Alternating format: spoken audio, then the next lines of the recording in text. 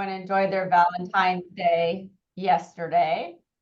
It is my pleasure to be able to introduce to you today Kirsten Aird. She is just one of those amazing people that we have as part of Like Us We Go. As Bill mentioned, she took the class last year, and she's also a school board member. Board member. She has been serving on the school board since 2019. And just done an amazing job. So we're very fortunate to have her as one of the leaders in our community. She's also worked for the Oregon Health Authority for the last 20 years, and she's currently serving as the director for the Public Health Division.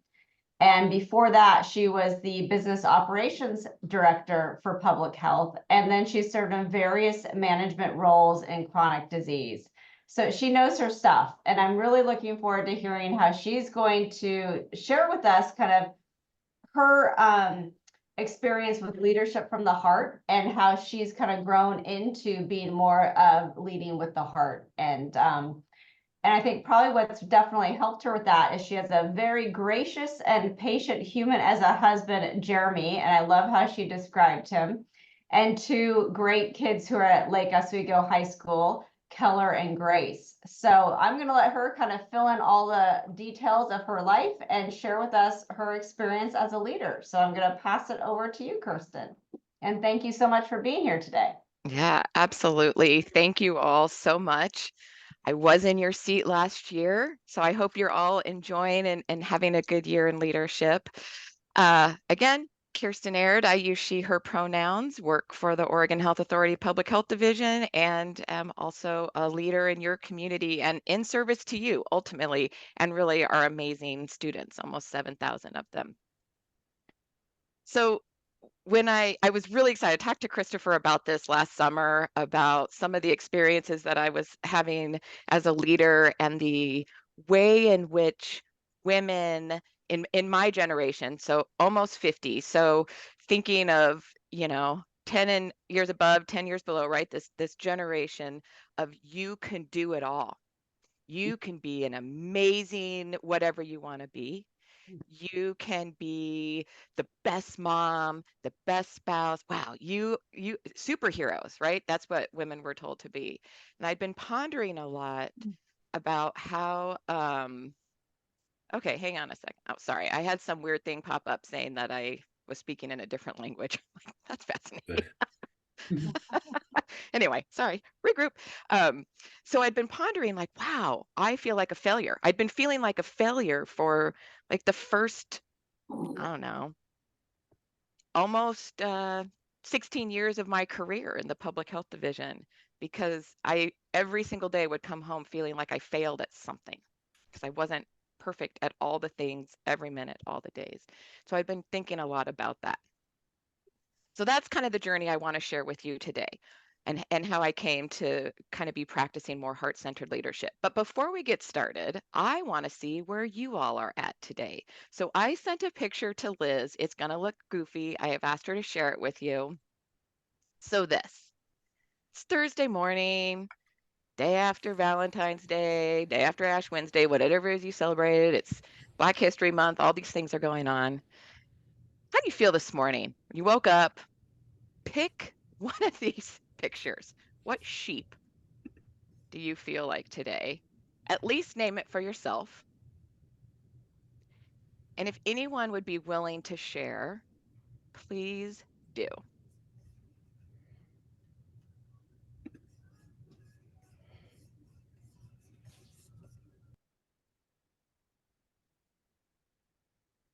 It's not a trick question, truly. Oh, I'm seeing somebody's a 4. Yep. I'm seeing somebody's a 3. Mm-hmm. An 8. Yeah. A 9. 5. Mm-hmm. 3 again. I'm resonating with a lot of you. One. Yeah. I'm kind of between the one with the bucket on its head right now. I'm not going to lie. Super excited to be here with you all.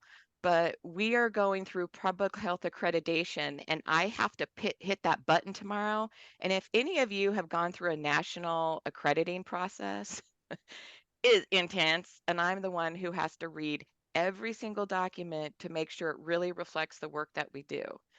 So I had last night toothpicks in my eyeballs to try to keep my eyes open. So I freshened up this morning. I'm super excited about this and ready to go.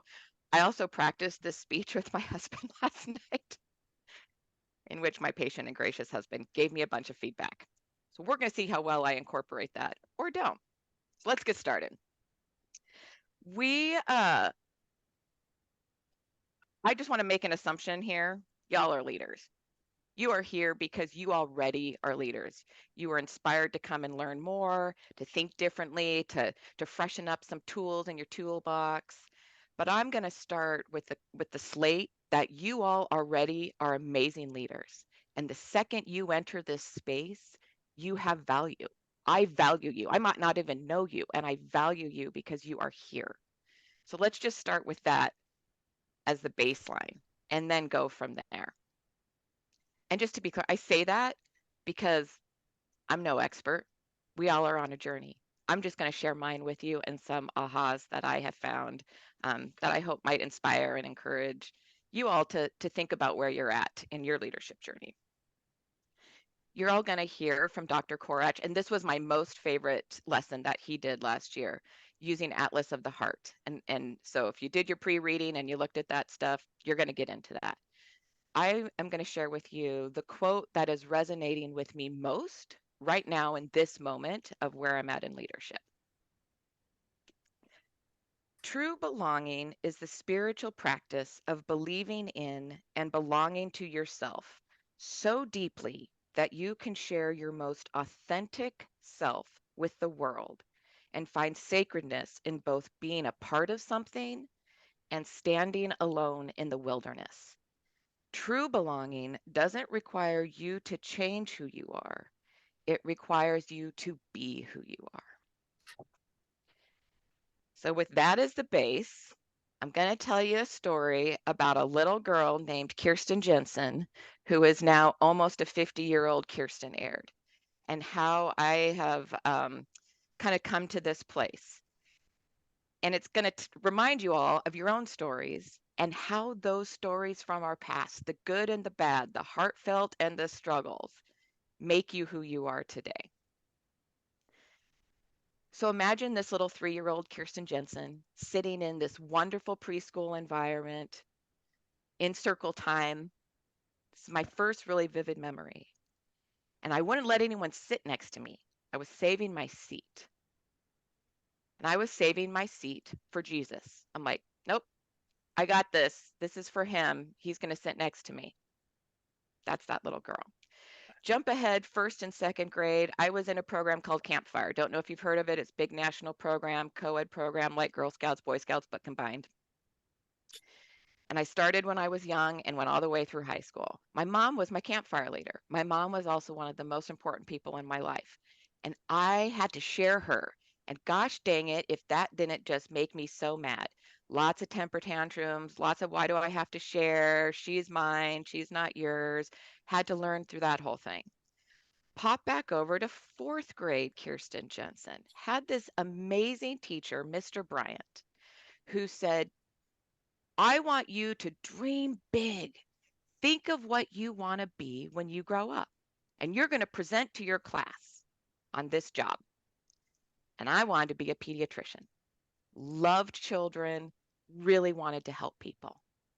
And in fourth grade, naming that was all I focused on all the way through college. I was going to be a pediatrician. Y'all know I'm not. So this is where leadership comes in. From fourth grade, jump ahead to kind of the middle school years. Awkward, hated them, not for me. God bless middle school teachers, principals, and the whole thing, because that was not my jam. Super nerd, remember I was in Campfire, got totally made fun of on a regular basis. But because of Campfire, got a lot of opportunities to speak publicly, and I really realized I am dang good at public speaking. It does not give me the heebie-jeebies. I could, like, doesn't matter if it's 10 or 1,000. I'm like, whatever, put me in front. I do not care. I found my strength.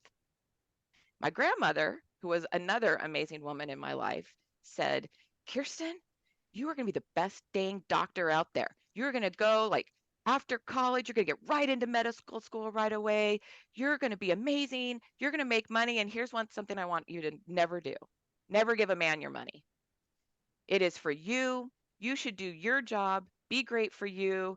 Do not take care of a man. Marry a man and he can take care of himself, but you shouldn't take care of him with all your money. So, right, these are affirmations, right? I'm going to be a great doctor. I'm going to do great things. Countered with, you're a nerd. You're not cool enough. You're not popular enough. Jump into high school. Better high school experience. Sports saved my life. Absolutely loved them. Was in IB for a couple years, International Baccalaureate program, popped over to the AP course, really continued to fall in love with science, was a complete strength for me, had amazing science teachers in my life. Also, in my personal life, my dad was in the timber industry. He was also a colonel in the Marine Reserves. In the late 80s and early 90s, if you lived in Oregon, those were two very unpopular jobs. And remember, 12 learned how to speak. I was very vocal about them. I was writing letters to the editor.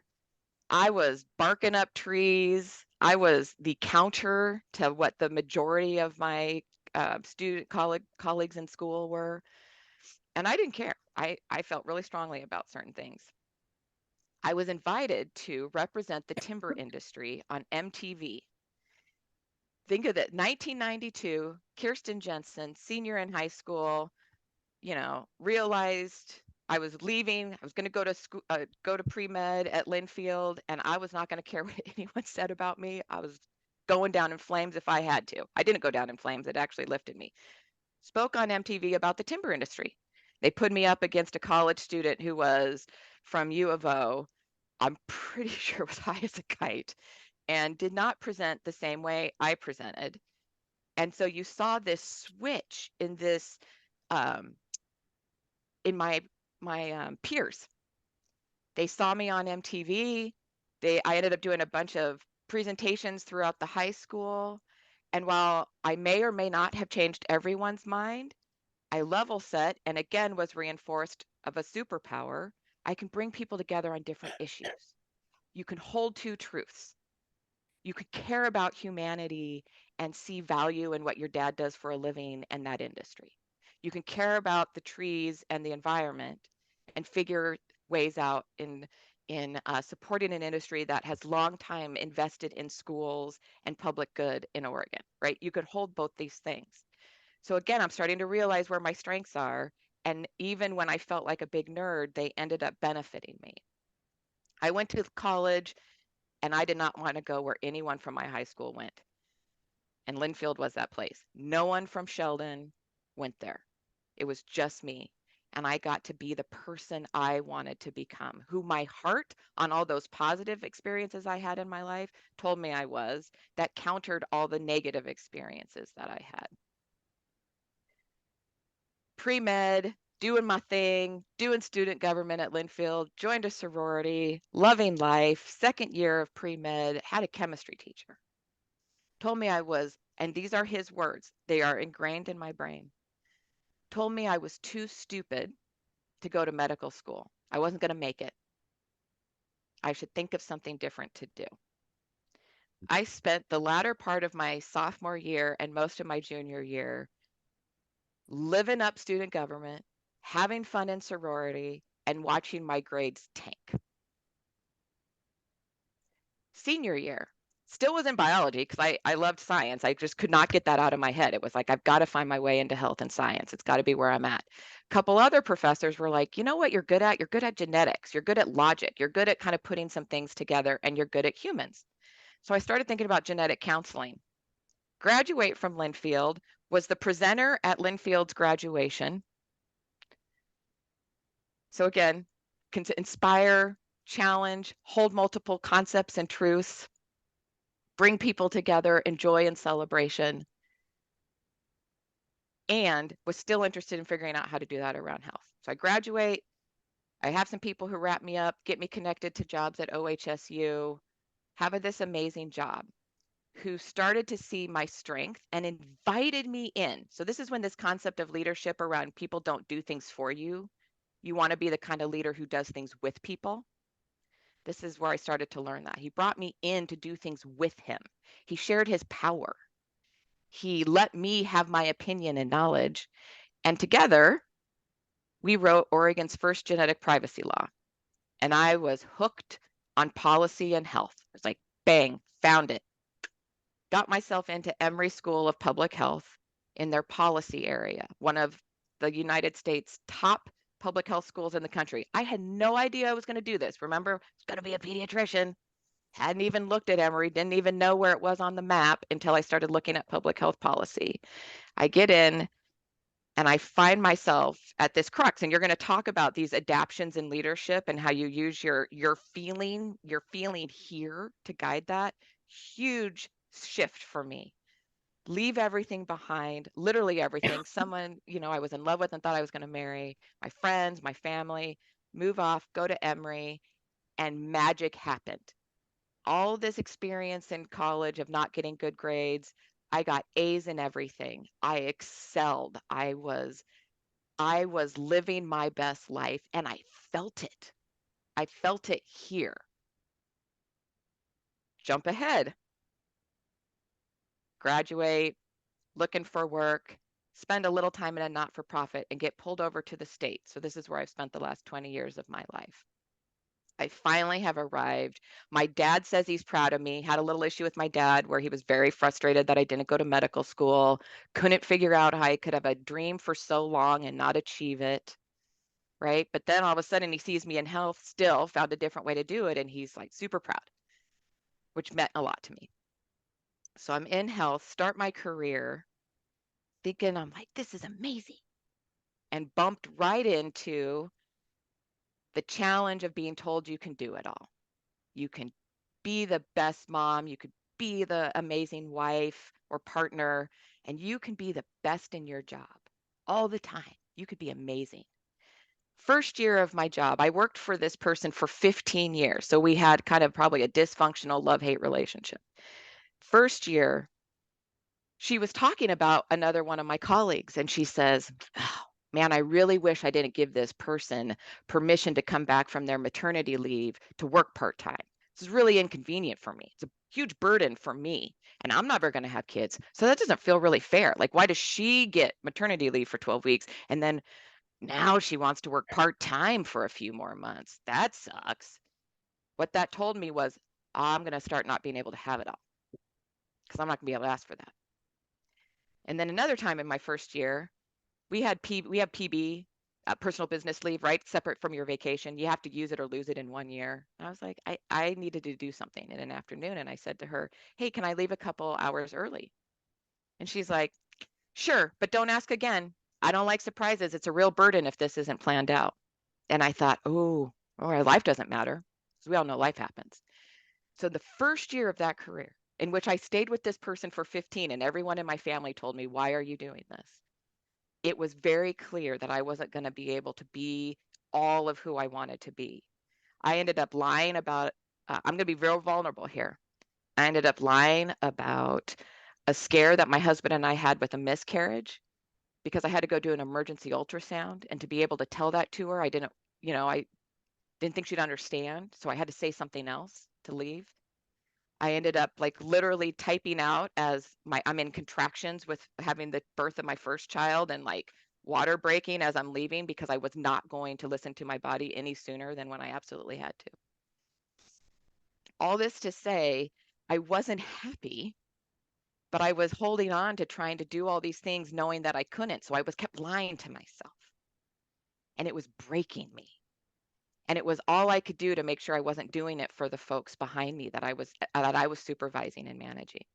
And then I got plucked out and pulled into the director's office. And I started to see what real leaders and female leaders, strong female leaders, how they led. And they led with their heart. and they led with sharing grace. Now, by the way, my other boss was also a female leader. I don't, want to suggest otherwise. But anyway, jump ahead, and here are some key things I learned from my first director that I worked for. Get to know people. Be friends. Have friends at work. I was told never have friends at work. Keep work separate. You have friends in your personal life. Don't be friends at work. Don't have a heart. Be friends with work. Get to know people. So I started getting to know everybody. All 800 staff in the public health division, I knew. That paid off real well for me during COVID in an emergency, when my main job as the business operations director was to redeploy hundreds of staff to address the emergency.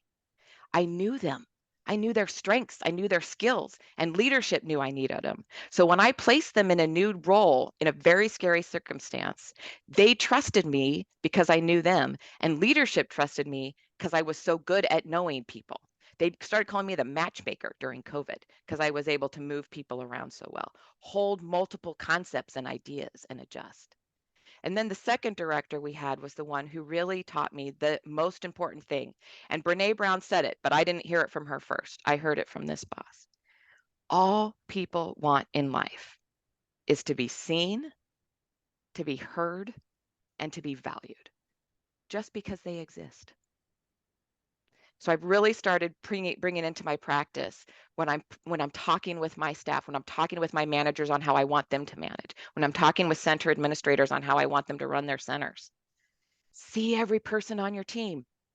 You don't have to like them. You don't always have to agree with them, but see them. Listen to them. Adjust what they're saying and find a way to find something common about it to move you all forward. And value them because of who they are at their core. And I've learned the only way to do that is if I share my real self with them. And so I started telling the truth. This sucks.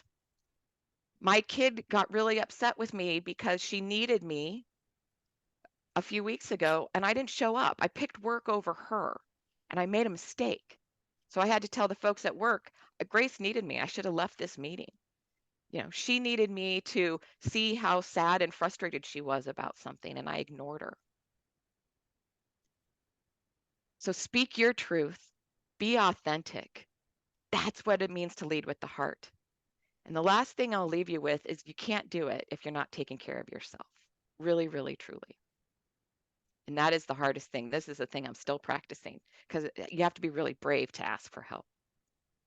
But imagine a reservoir, right? And rivers are coming into a reservoir.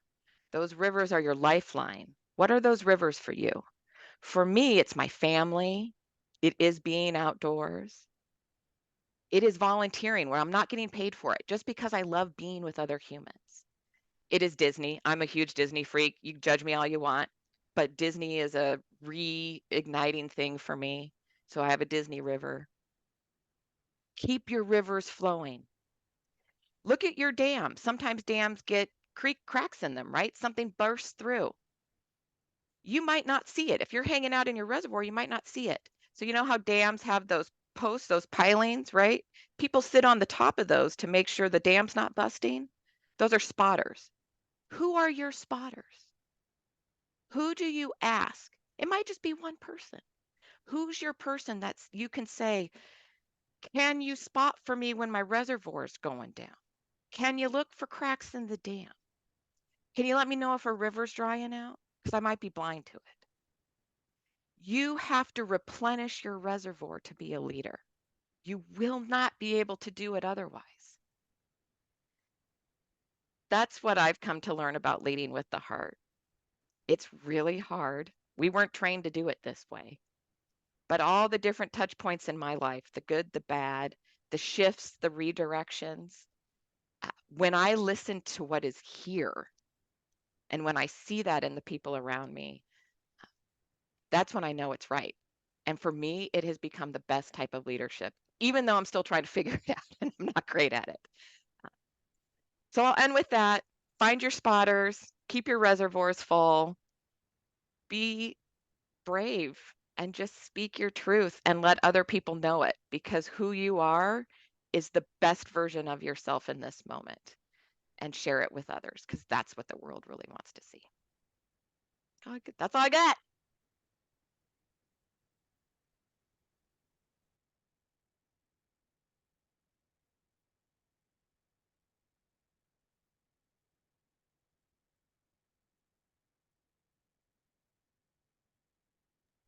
Thank you so much.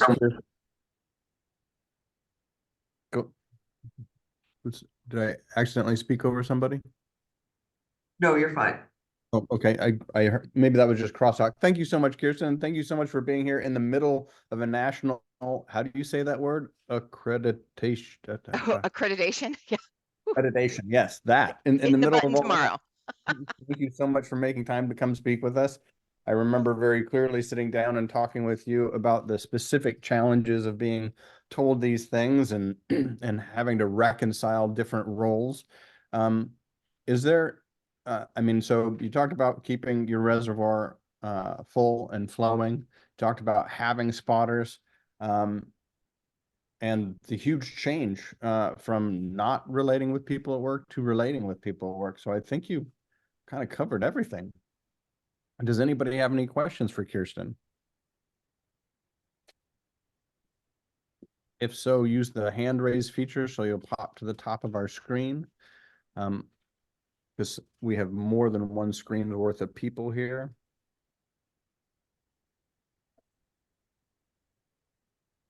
Dan Brown, awesome, thank you. Okay, great. Well, again, thank you so very much, Kirsten. That was absolutely stellar.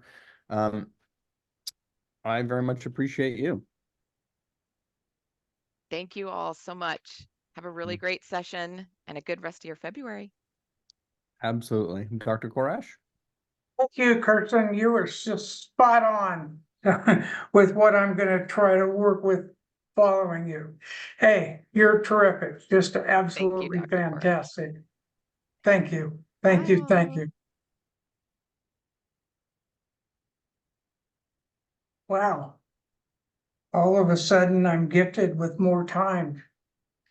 Let me start, and we will break at a certain time, but let me start by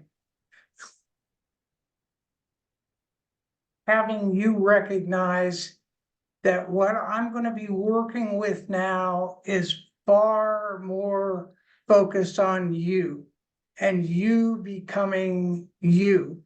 I've worked halfway through this year and with ideas that I think are important for you to consider as a leader.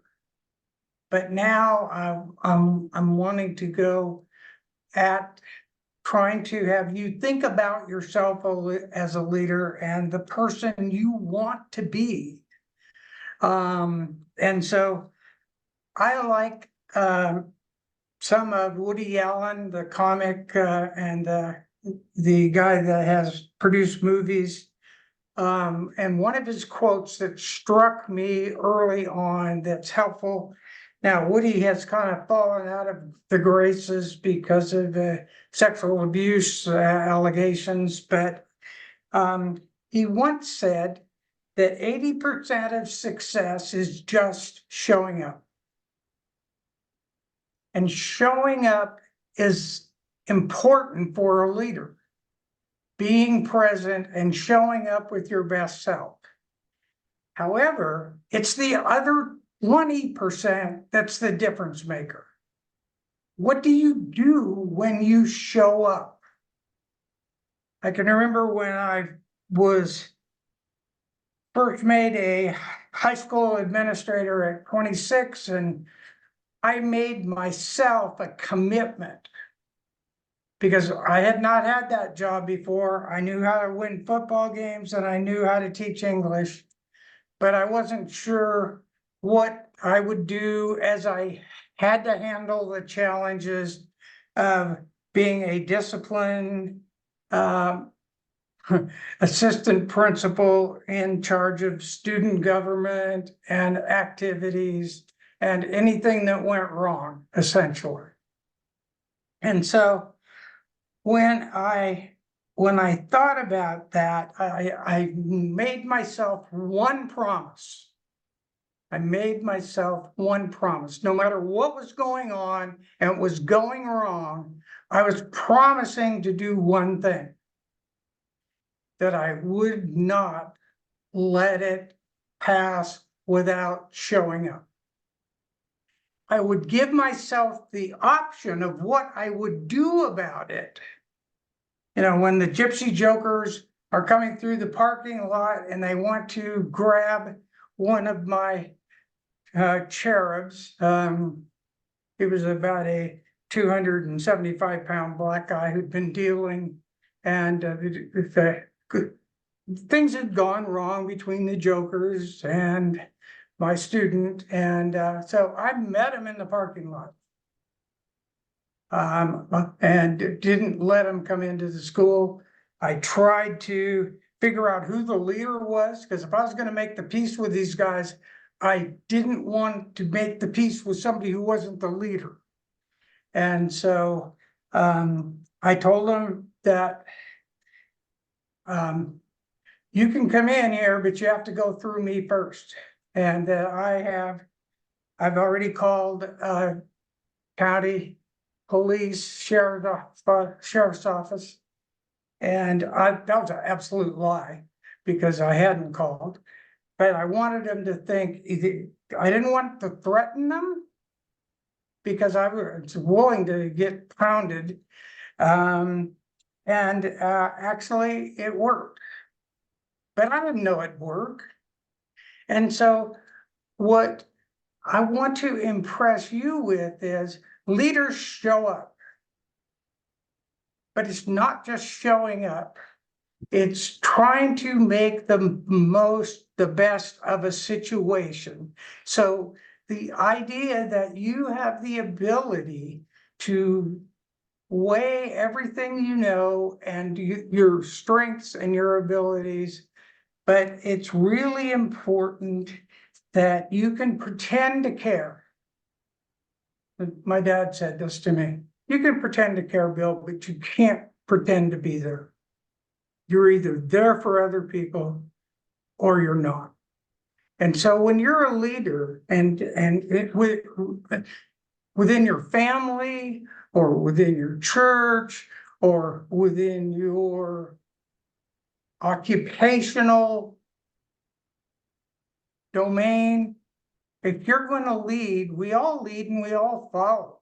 But when you think about yourself as a leader, that commitment to show up, to be there, and to bring your best self.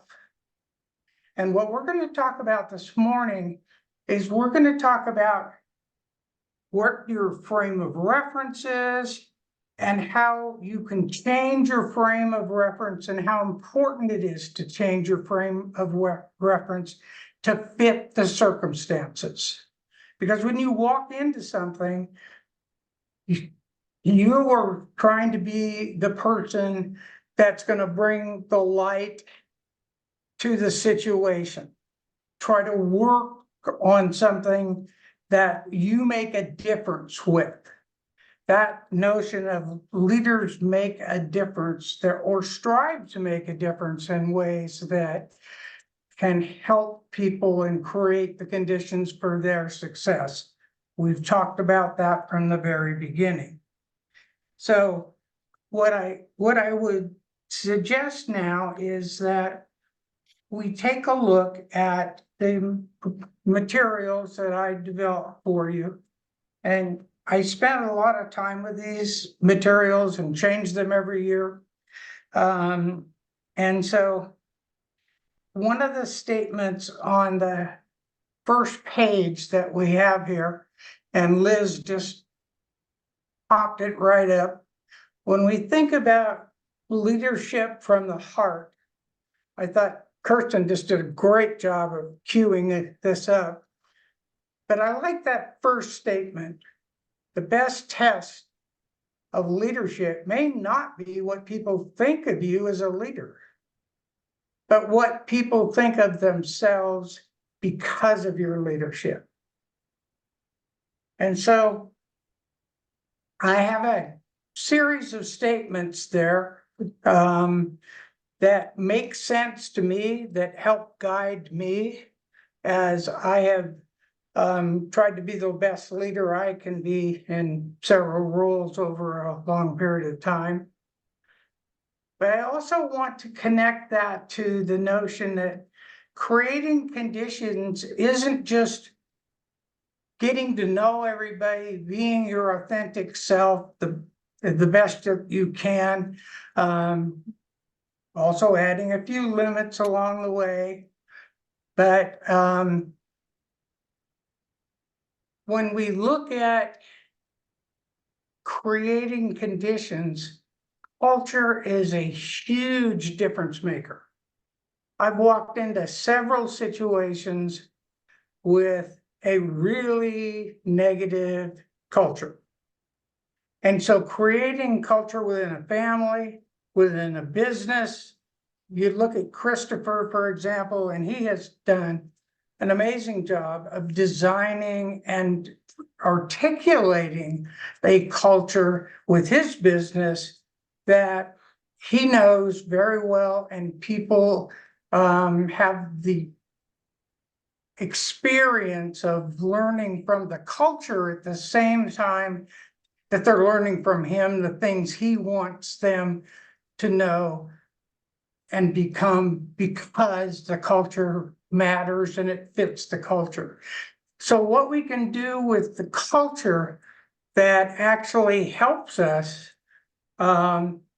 is why that one statement there, culture and leadership are two sides of the same coin. So let's take a look at what I have for you and what I'm hoping you can engage in and talk with each other about. And so I've suggested 2 different books to you so far that I really think you should buy and look at.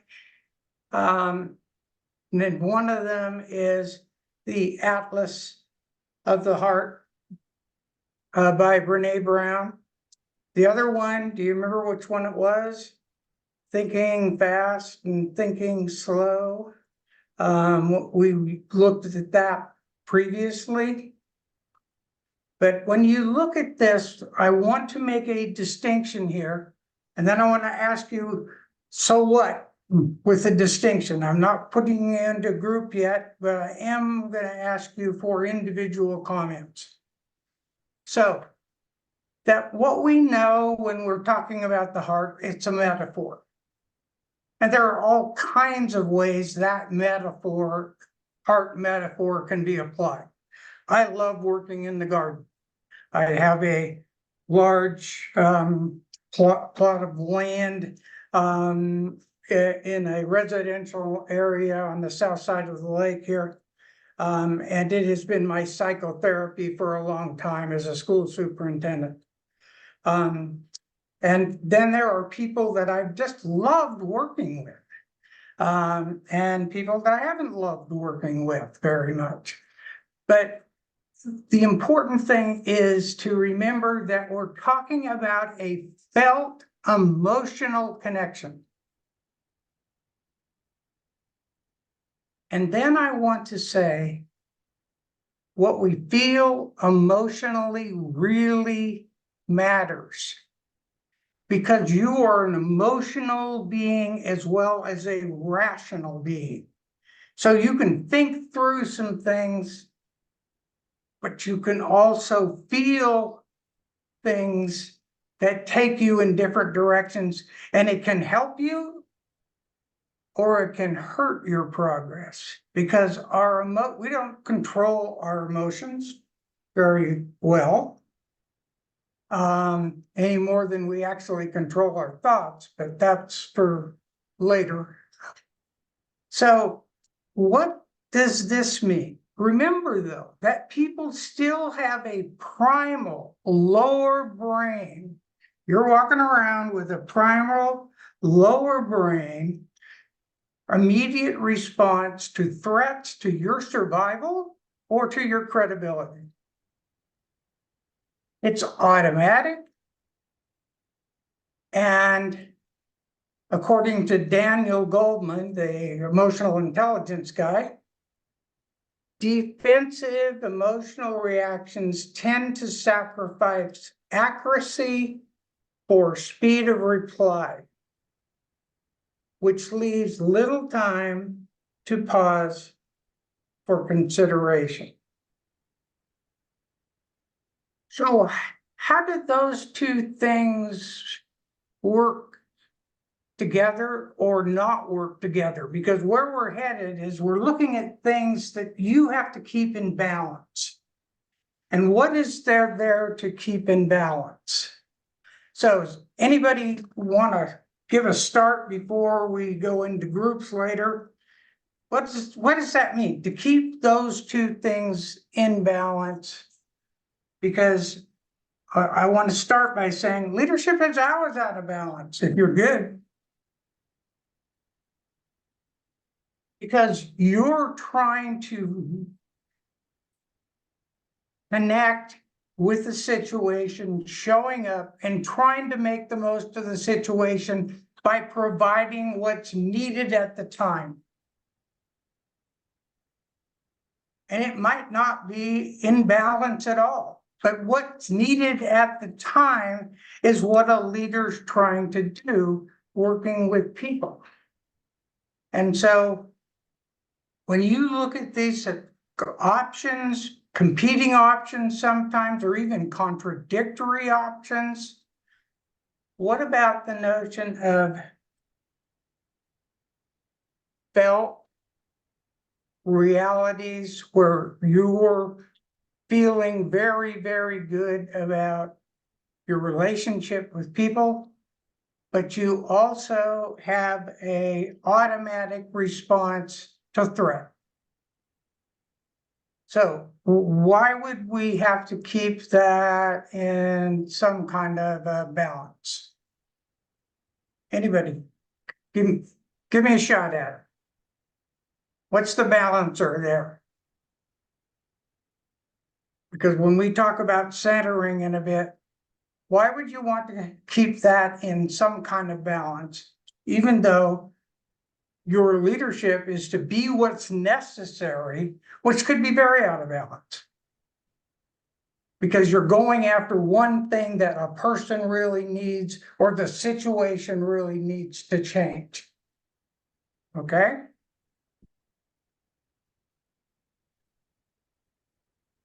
Is anybody willing to save me now? Yeah, George. George. Yeah, sorry, I figured we just move this along.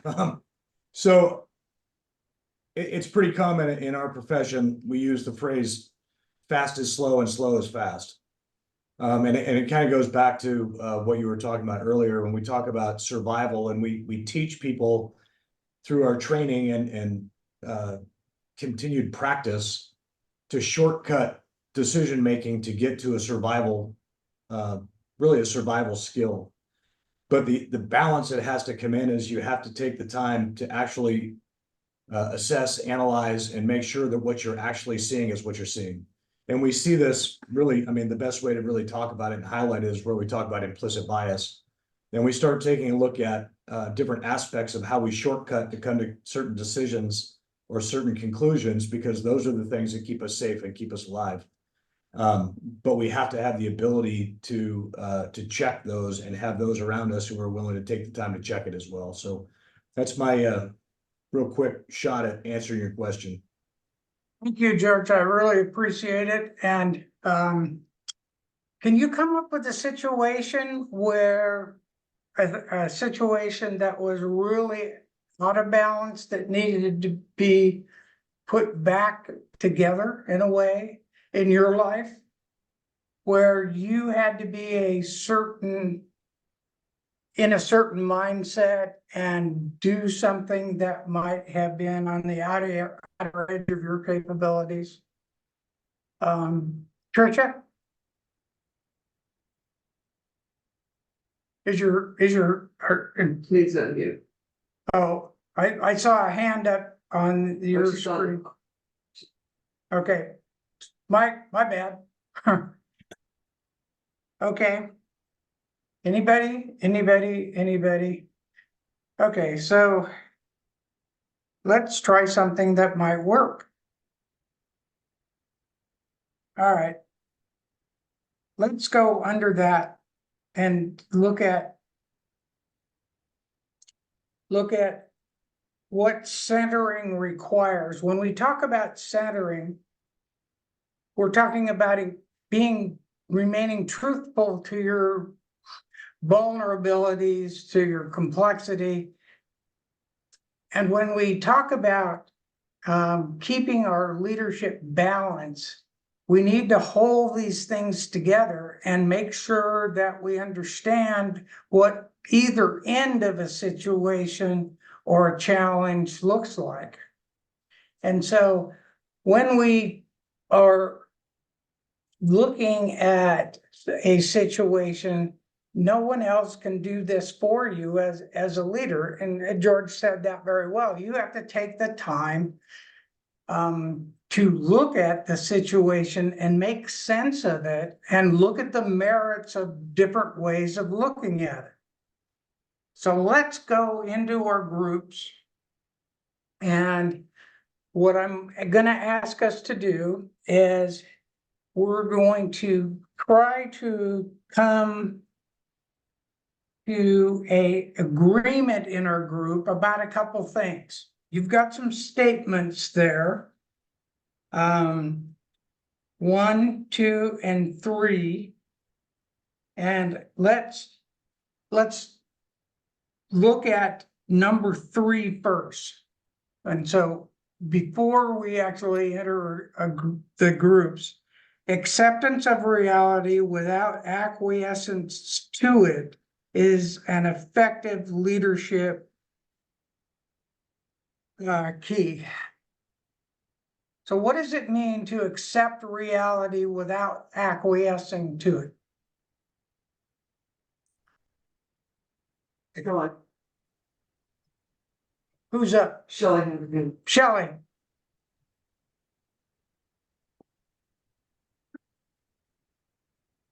Shelley? Yeah, Did I'm you- here. Sorry, I was trying to unmute. Accepting reality without protesting it, without fighting against it, and just realizing that's the way it's going to be, and trying to figure out what you can do then to work with it.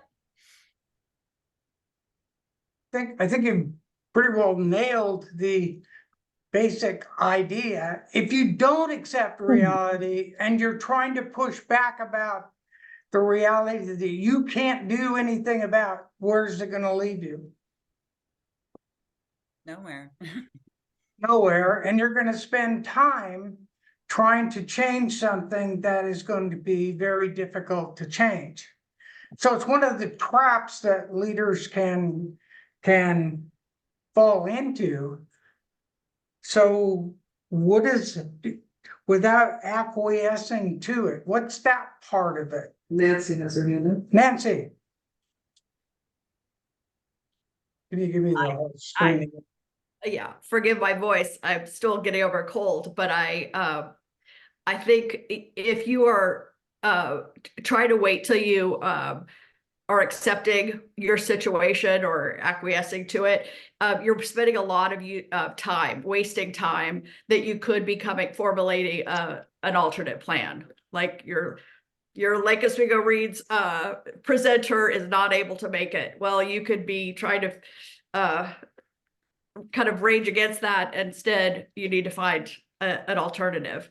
A friend turned me on to a really cool thing called radical acceptance, which I really love because it turned everything around for me. Instead of kind of fighting against it and being a toddler about things not going necessarily your way, radically accept it and go forward. That go forward, figure it out.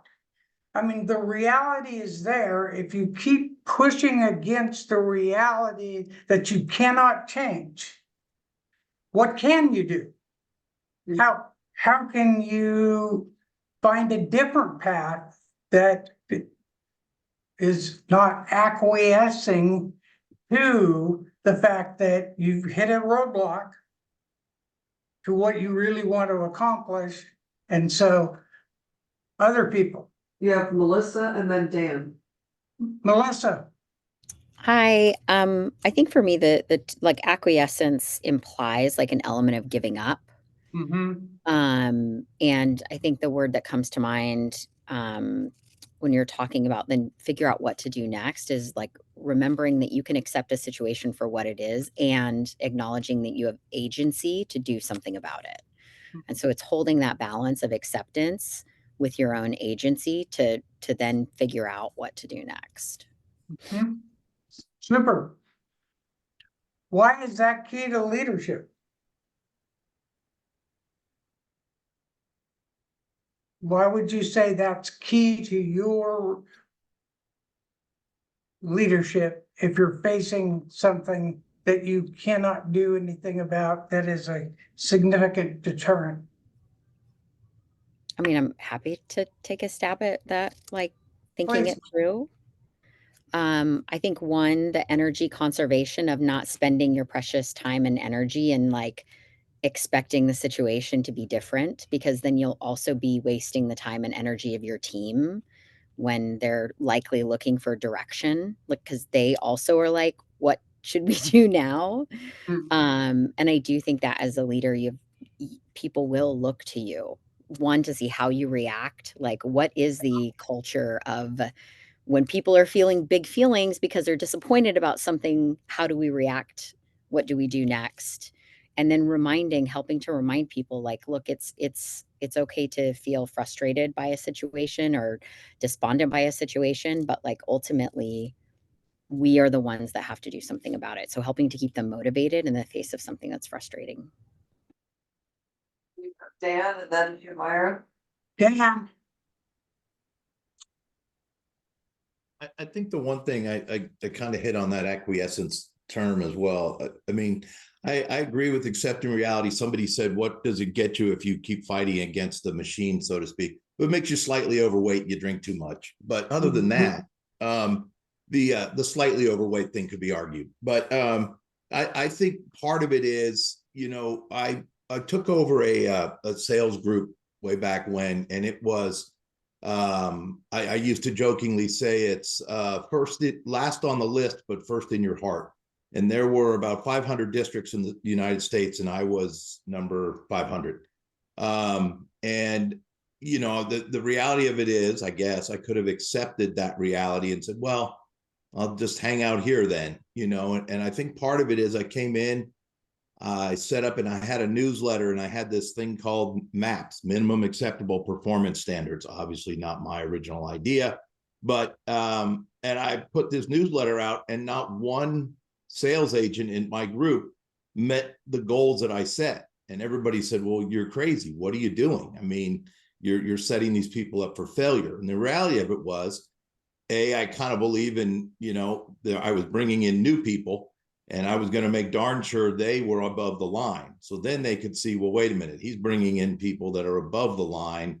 And that's kind of what we're expected to do. So I agree with, you know, having a sense of reality, but I also agree with, you know, if your culture is to make people better, you're going to probably always have a certain fight. You're always going to have somebody that you're pushing, somebody that you're trying to pull or push, or, you know, the old thing is motivate up or out sometimes. And I know that all of us aren't in sales, but if you are in sales, that's a reality sometimes too, is that some people just aren't set up to do that. But I think that's part of leadership too, right? Is to be able to earn people's respect and then be able to have those conversations, just like some people aren't set to be in law enforcement, right? Some people are heavy-handed and can't, you know, deal with a conflict. And you know, I would get upset if someone wouldn't roll down their window and show me their driver's license. So I know I wouldn't want to do that. But I think that part of it is, yes, accept reality, but you also have to have the fire within to say, you know, as a leader, I want to make things better and change things. Yamira. I think we are all familiar with the practice that we do in our lives is like do good and throw it in the well. So this acquiescence made me realize that we all have it in us. There are times we just know that it's okay to give in reluctantly, even reluctantly, but overall, like moving forward, you're building the trust, you're getting to know or find newer pathways to certain things, and more people are on the board. You're empowering the other people, which is part of, you want to have a good team. Mm-hmm. Yeah, Parker and then Jamie. Parker and then Jamie, and then we're gonna take a break. And then we're gonna come back into our larger groups and work through the other two statements here. So Parker, how you doing? Good. Yeah. I guess kind of everything that's been said is kind of, I guess bubbled new ideas or thoughts or processes for me. But just with the statement itself, it kind of makes you think of, or makes me think of, you're working on a plan, you're going through the process, and then you hit a roadblock or a wall. And it's like, what do you do? I think it goes back to the idea of kind of the pause, right? You accept it because facts are facts, but you also have to kind of analyze the situation, and maybe it's taking a step back. Well, how did we hit this roadblock? Did we not see this as a potential situation coming? But then also kind of analyzing that and working with the team, as a leader, people are going to come to you, but being open to open that conversation of, maybe I'm leading this charge, but you guys are along on the ride as well. What do you see as other opportunities, or what are the other ways around it? Mm-hmm. And then that kind of also segues my thought process back to the bridge that we had talked about in the first situation of, how do we need to build this bridge? Originally we thought it was going to be a suspension bridge, but maybe we actually need a tunnel, like how are we building it? Are we taking everybody with us, or are we just kind of pushing through and going to the next level? So between that and then the saying that's always been in my family from my dad and my grandpa was find a way, right? So it's like, okay, we hit the wall, but let's take a step back, find another way, and find a way around, over, under, whatever it is. So Excellent. Now, one more thing I want to add before Jamie.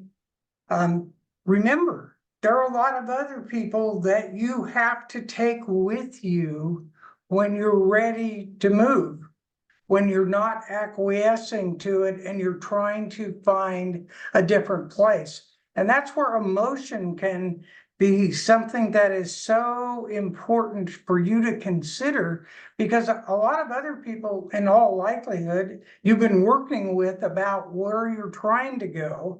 You hit a roadblock, and sometimes people aren't going to be very thrilled about trying again in a different way. And so bringing people along, and the process of bringing people along that still care about making things better is a leadership strength, because managing the emotions of what people feel as they try new things, and remember that not everybody's going to be on board. You're going to have saboteurs who are also not wanting to change things because their world is changed or is threatened in terms of their status or those kind of things. So there's much to the leadership challenges that we're talking about. Jamie. All right, a couple things real quick. My partner and I were talking about how this is similar to the Serenity Prayer. I don't, yeah, so grant me the ability to change the things I can, the acceptance to change the things I can't, the wisdom to know the difference. Sometimes that's the one I struggle with. My other point is you don't grow if you don't push yourself a little bit, and sometimes the need dictates that. For example, like when I worked in the hospital and I was a floor nurse, and no one else with experience was there, so they needed a charge nurse. Never be a charge nurse before, not super comfortable with it. I guess necessity was what helped me advance in my career. And it's okay, if you don't do it, nobody can. So here you go, throw you into trial by fire. There you go.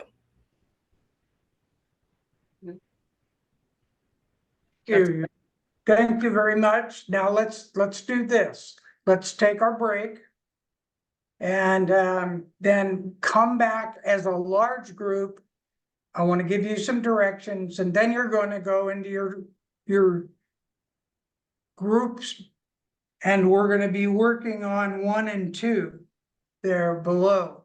And so I'm not going to give you direction about that yet. So let's take We'll go back 10:07. we'll come back at 10:07. Thank you, Liz.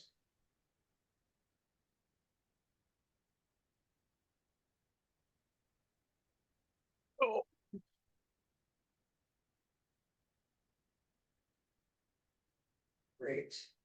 I will mute you. So if you want to.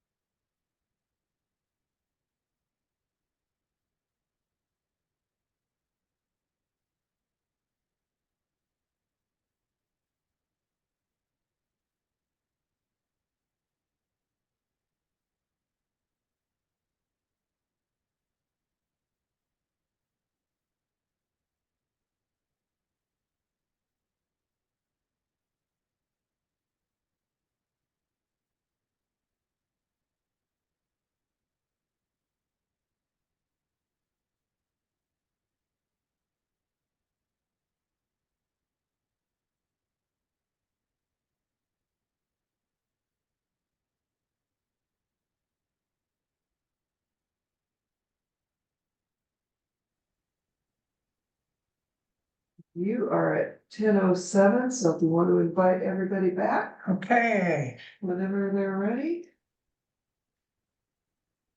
Thank you for coming back.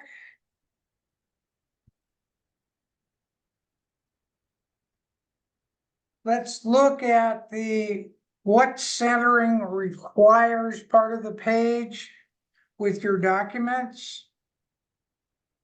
One of the most important things I think that we can recognize is that when you're trying to work with competing truths or contradictory beliefs, competing would mean like there are 3 or 4 different options here, and they all have their own strengths or limitations, and we're trying to pick the best path to go.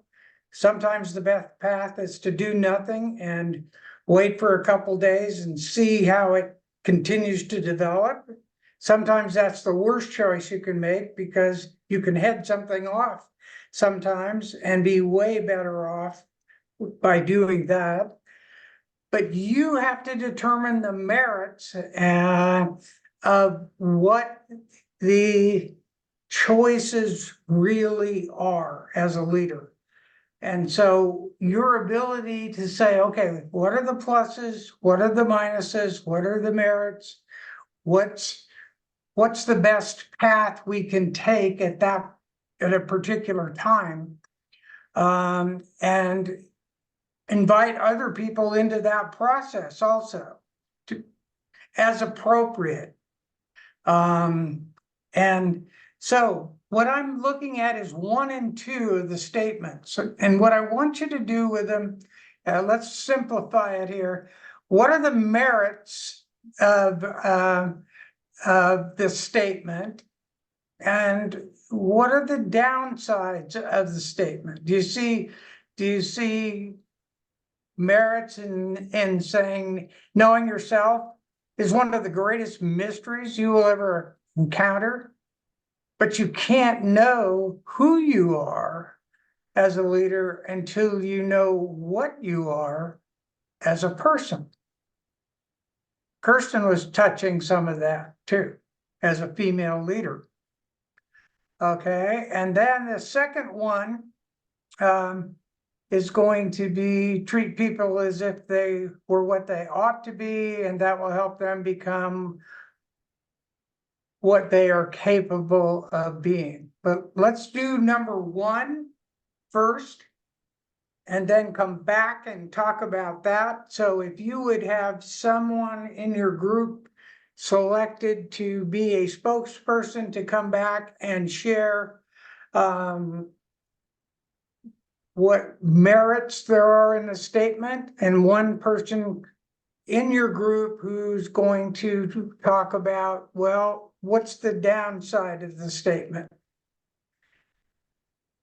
So let's do the number 2 second, and let's do number 1 first. So with your group facilitator, let's go there and take about 10 minutes, and then we'll check in with you to see what you can come up with to help find merit and potential downsides.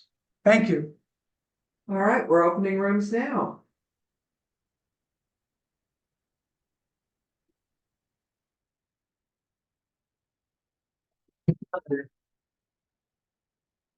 Hey, they'll be back in this room.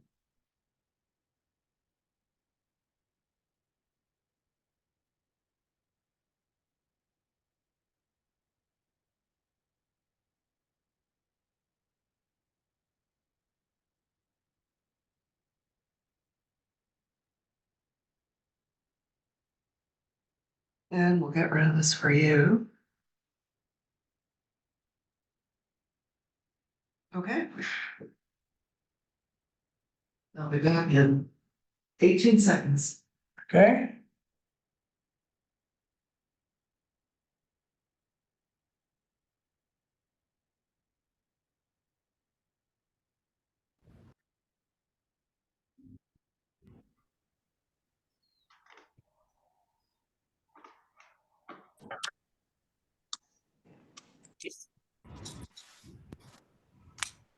And we're back.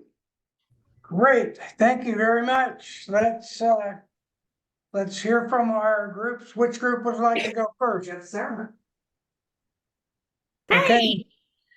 Let me lower my hand. So our group had a great conversation. We mostly talked about the merits of number 1, but we had one contradictory idea as well, just to kind of balance it out. But Larry really talked about at the beginning of his career, and I felt like Joyce also kind of like leaned into this as well, is that you start out kind of by thinking about how to advance yourself and how to move yourself forward.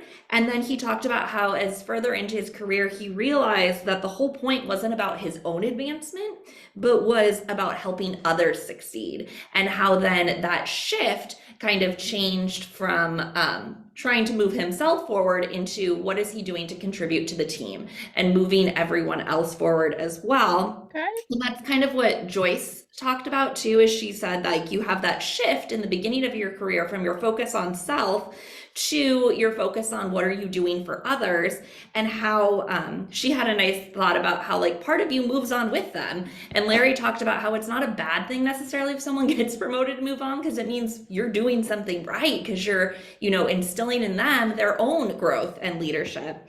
And then we also talked about Trevor, we talked about the who versus what you are. And Trevor talked about, because I was kind of like, oh, that's a little bit confusing to me. And he brought up like the who is kind of how others perceive you, and the what is like what you're made of and how you show up. And Shelley brought in that like asking yourself those questions and defining it really helps you figure out what is your role and what are you doing as a leader. And then we kind of wrapped it all up by talking about like, well, what are the expectations that you have for yourself or for your team? And then how do they change and advance as you grow in your career or as things shift? And so then that was the nice contradictory statement we had too, is that you can't ever fully know yourself because we're constantly shifting and changing. So there's never going to be a time where you're like, I've got it. It's always going to be in motion. It's never just still. I think that point is a really good one because you're evolving. And so, which means you need to keep evolving with your evolvement.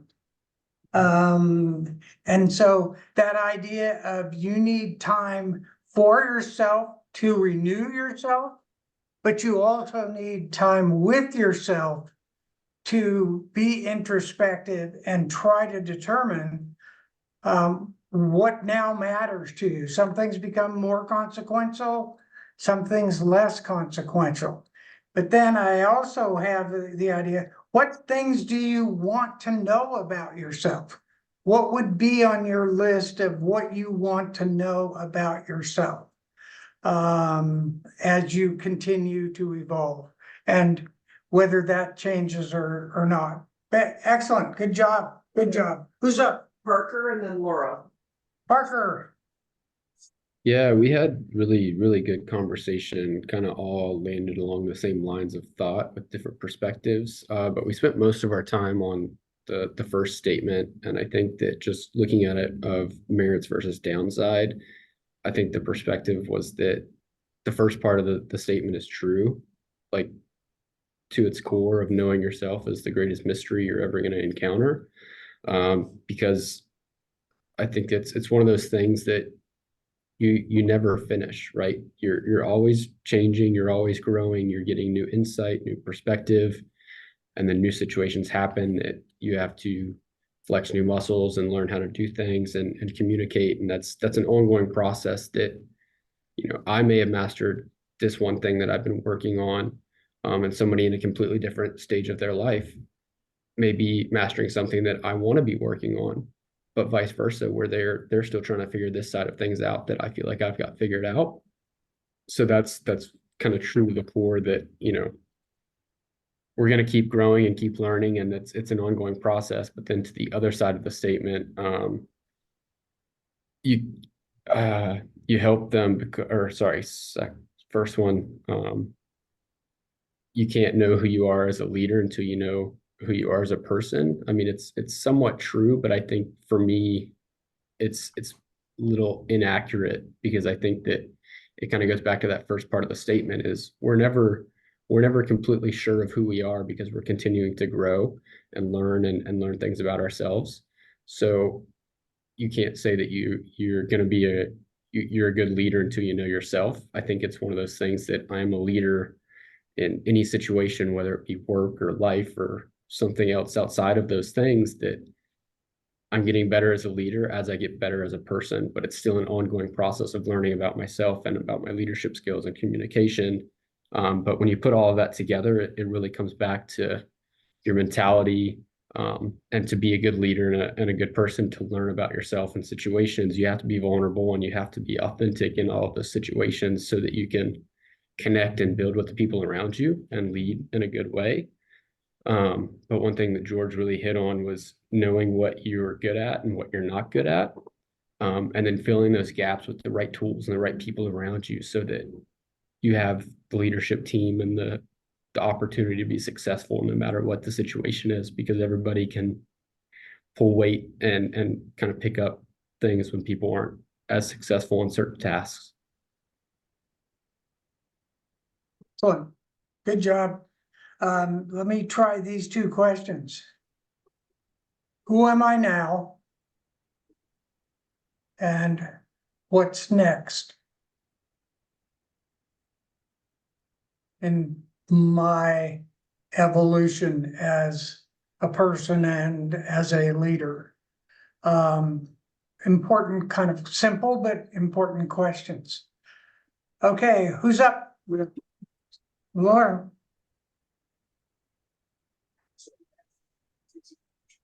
A lot of commonalities between what other groups shared, but we talked about some of the merits being that, you know, we need to know ourselves, we need to know our shortcomings and our biases, so that when we come into a group that we're prepared to address those. And that by knowing ourselves, it prompts us to understand our biases and understand those pieces within the group we're in. We need to also know the other people. So it's like knowing who we are prompts us needing to know our community and know who we're with. The other thing that we talked about is that when we know ourselves, we show up with authenticity, and that's received differently by a group than if we're showing up trying to be something we think we should be. So those were a couple of the merits we talked about, and then I'm going to pass it to Meredith in our group, and she's going to talk about the other side. Yeah, we broke this one up a little bit. So for the negative or the downside, just one thought was that this could be an impediment for someone seeking like a leadership role because they don't think they know themselves well enough yet. And that's more of an operator error, probably type of issue than the quote itself, but it's one that we discussed in our group.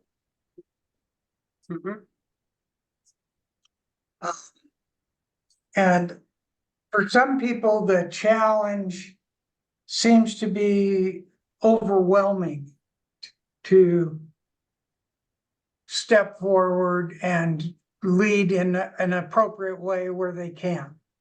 And so when you tried to think of the things that you might want to know about yourself, I tried writing down values, biases, strengths, limitations, triggers.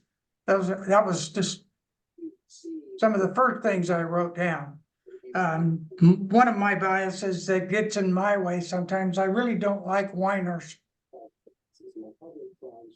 And so if somebody has a whiny personality complaining, I have a tendency to give short shrift to the whining instead of trying to coax out of them value.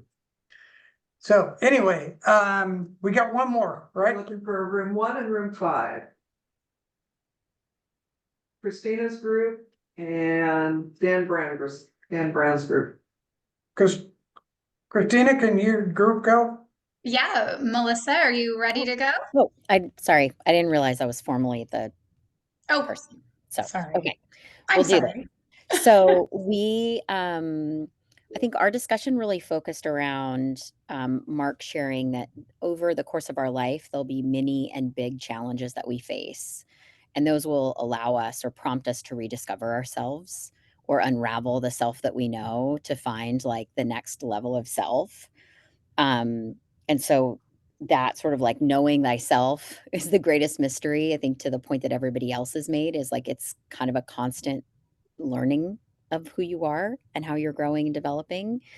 And then we talked at the end, we talked a lot about like this idea of personas in Greek theater, but the characters would hold up masks on their face. And so a character would be an actor would be multiple characters in a story. And we tend to wear different masks depending on what situation we're in. And what often may limit our growth is that we tend to get attached to a mask. We like how that mask makes us feel or how other people react to us when we're in that mask. And so we then start to identify with that mask at the expense of our authentic self.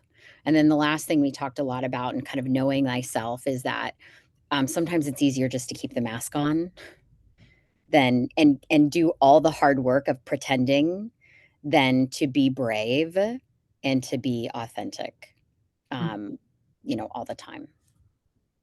Hey, Bill, can I tell a very brief story about getting to our brave person?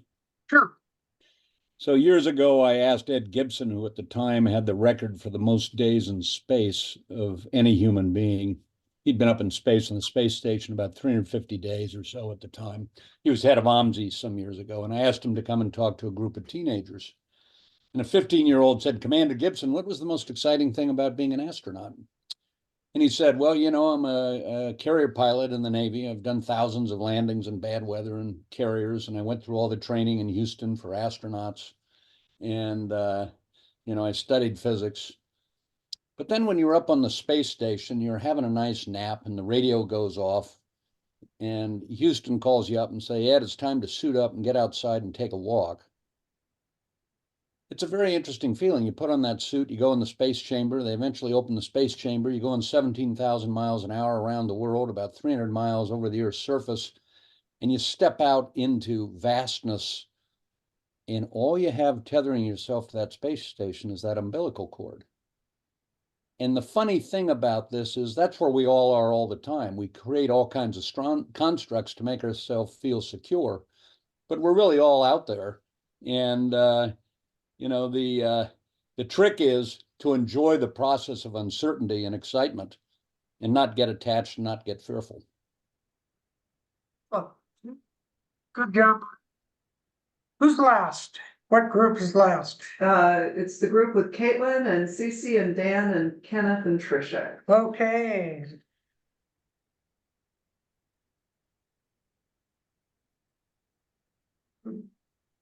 So I'll be the talker, right? Good job, Cece. Okay, our group is wonderful. We share stories.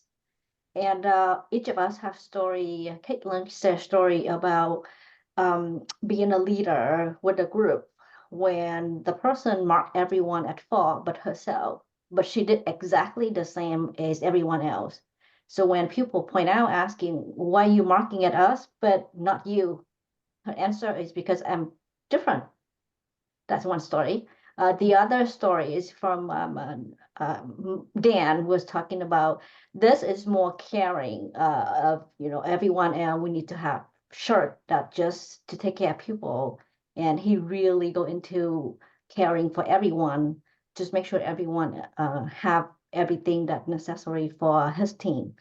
Dan, speak up if I speak it at the high level wrongly there. And then Trisha talking about being a teacher, it would be tough to have a standard as a teacher, getting to know people at the level they are and trying to be yourself as a teacher. So being yourself and being a teacher is not always easy. And after all, we come from a conclusion that I have one as well. You got a decision when you got one talented person and the rest of it a hardworking person, and it's hard to really make a decision when things falling apart. We did finally coming up that one sentence, getting to know yourself isn't that simple and easy. It's complex. It's really complex when it comes down underneath of it is yourself holding a responsibility of operation. You can just getting to know yourself when you have the responsibility. You can't just know one person and really know just one person when you have the responsibility of the entire group. So the role you play is you know your role, but not necessarily allow you to really know yourself. That's our group. And I did a good job here, team. I'm a little bit nervous here. Good job. Good job. All right, we're looking right now at the time, and so I am going to say let's look at 2 and go back, and what we're looking for is, because this one's a little trickier.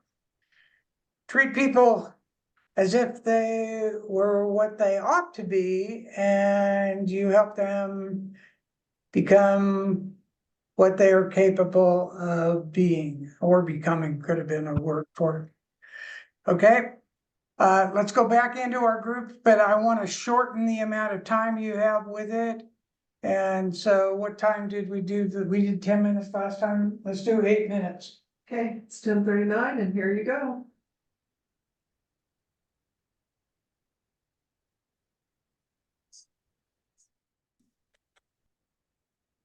And it looks like Trisha is ready to report, but we don't have everybody back yet. Okay, they're coming. Thank you, Dan. They're coming, they're coming. Oh. Well, go. You got Trisha and everybody back. Trisha, you're leading off.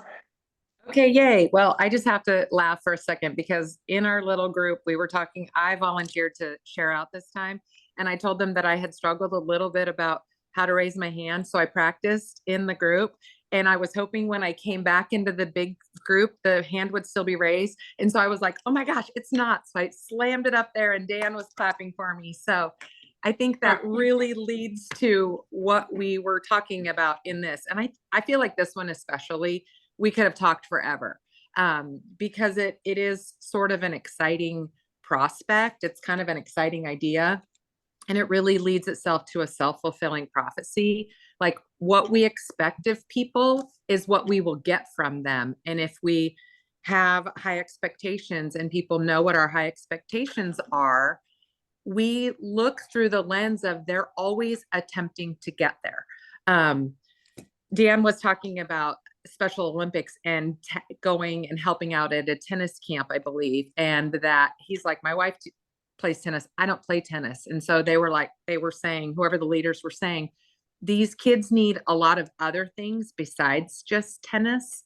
And if we go in as leaders with patience and tolerance and understanding of where everyone's coming from, we can sort of see that in some ways they're going towards the goal. So he could support these kids and help them lead in a way that isn't necessarily right now what they're capable of at tennis, but then in a roundabout way, they're still getting there because he's like, wait a minute, I can see you do this. You can serve, you can bounce the ball, you can hit the ball. And so we can still get them there. And honestly, we finished with the ability to empower people. And Kaylee said that as leaders, we are the mirror for people. So we really just show back to them what they're capable of. And so it was awesome. Super, super. Thank you. Who's up? Sarah and then Kelly. Sarah. All right, so our group kind of had a lot of similar ideas there too. And we had both sides that we kind of looked at. And we talked about, Shelley brought up, like when someone tells you something all the time, it can be negative. You know, like if someone's constantly telling you something bad about yourself, you can start to believe it. But the same is also possible for if someone's telling you good things about yourself and things that's like, oh, I didn't even realize that that was a possibility. So we started to talk about that. And we also talked about, you want to set the bar high. You want to have high expectations so that people are really trying to achieve them. But then on the flip side, what we talked about too is, especially since like I'm a teacher, we talk about scaffolding all the time. And it's like giving people the skills to make sure that they reach that potential. Because we also talked about, yes, you can treat them like they are capable, but if you don't give them the skills that they need, then they're not going to feel their capability because they're not ready yet. So we kind of talked about how they go hand in hand together. And we talked a lot also about meeting people where they're at.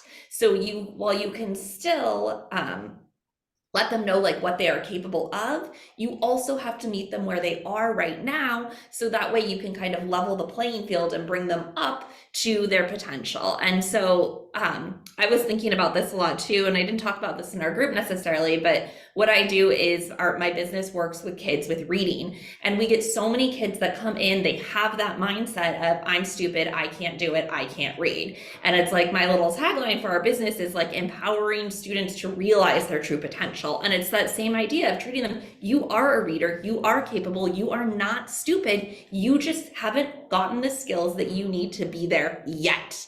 And so I feel like this really plays into like exactly what we do. And I'm sure many other businesses do as well, because Trevor was talking about in like chiropractic, I don't even know how you say that, chiropractory. As a chiropractor, he was talking about that sometimes he'll have clients and he'll have a lot of great ideas and stuff for them to help them make themselves feel better. But if they're not on board, then they're not ready yet. And so it's that same idea where he was talking about how he can continue to bring it forward and support them, but then it's also they have to be there as well. So we kind of really saw both sides in our group.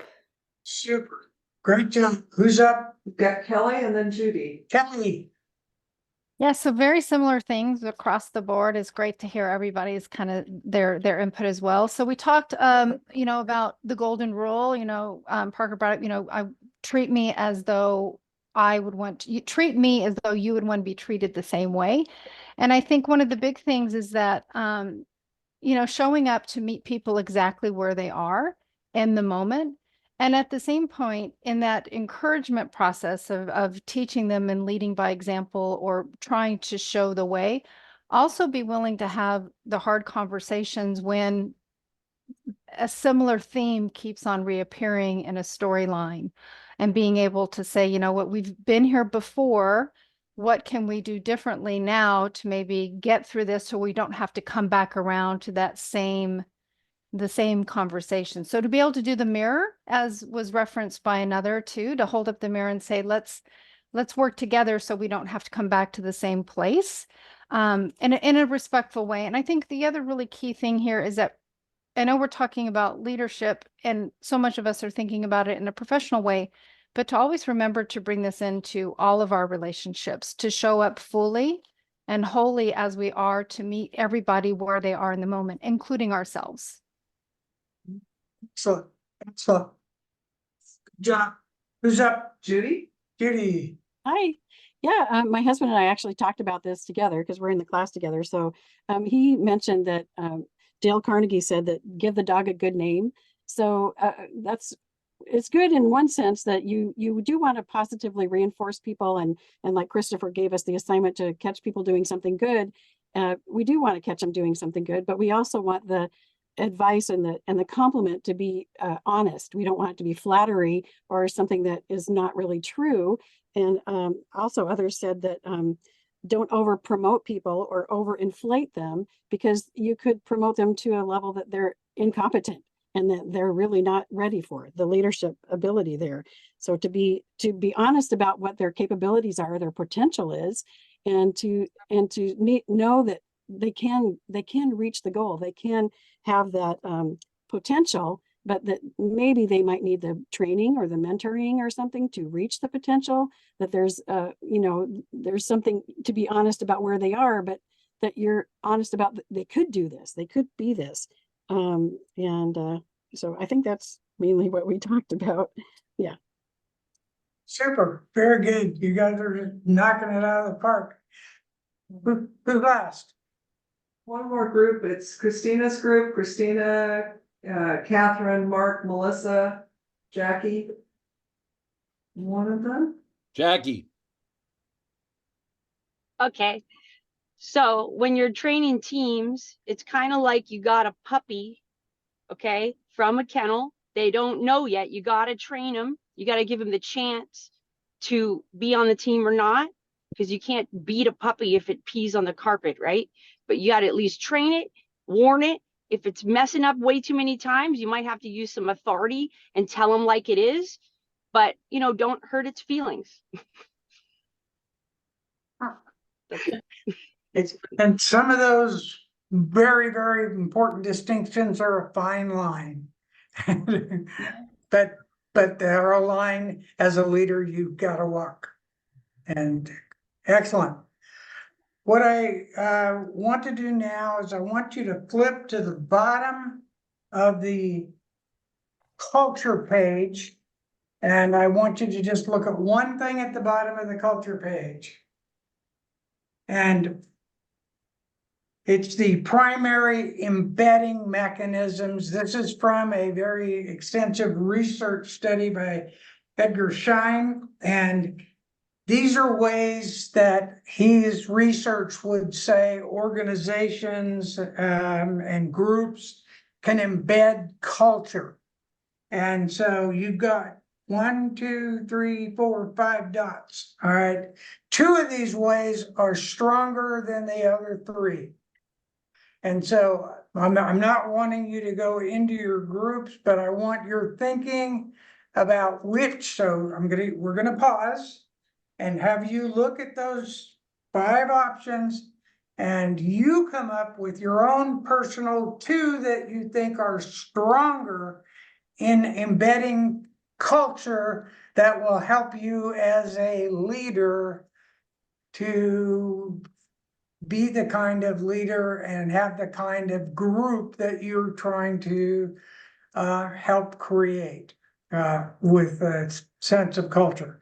So look at those, and I'll give you about 3 minutes or so to decide which 2 you're going to hang your hat on.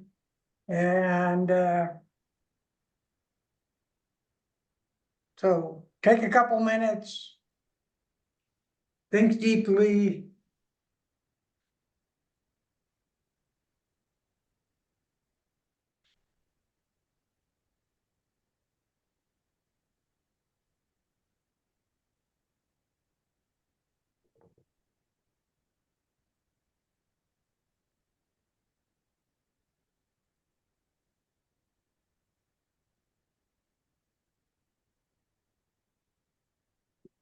Or think fast or slow, choose which mode you want.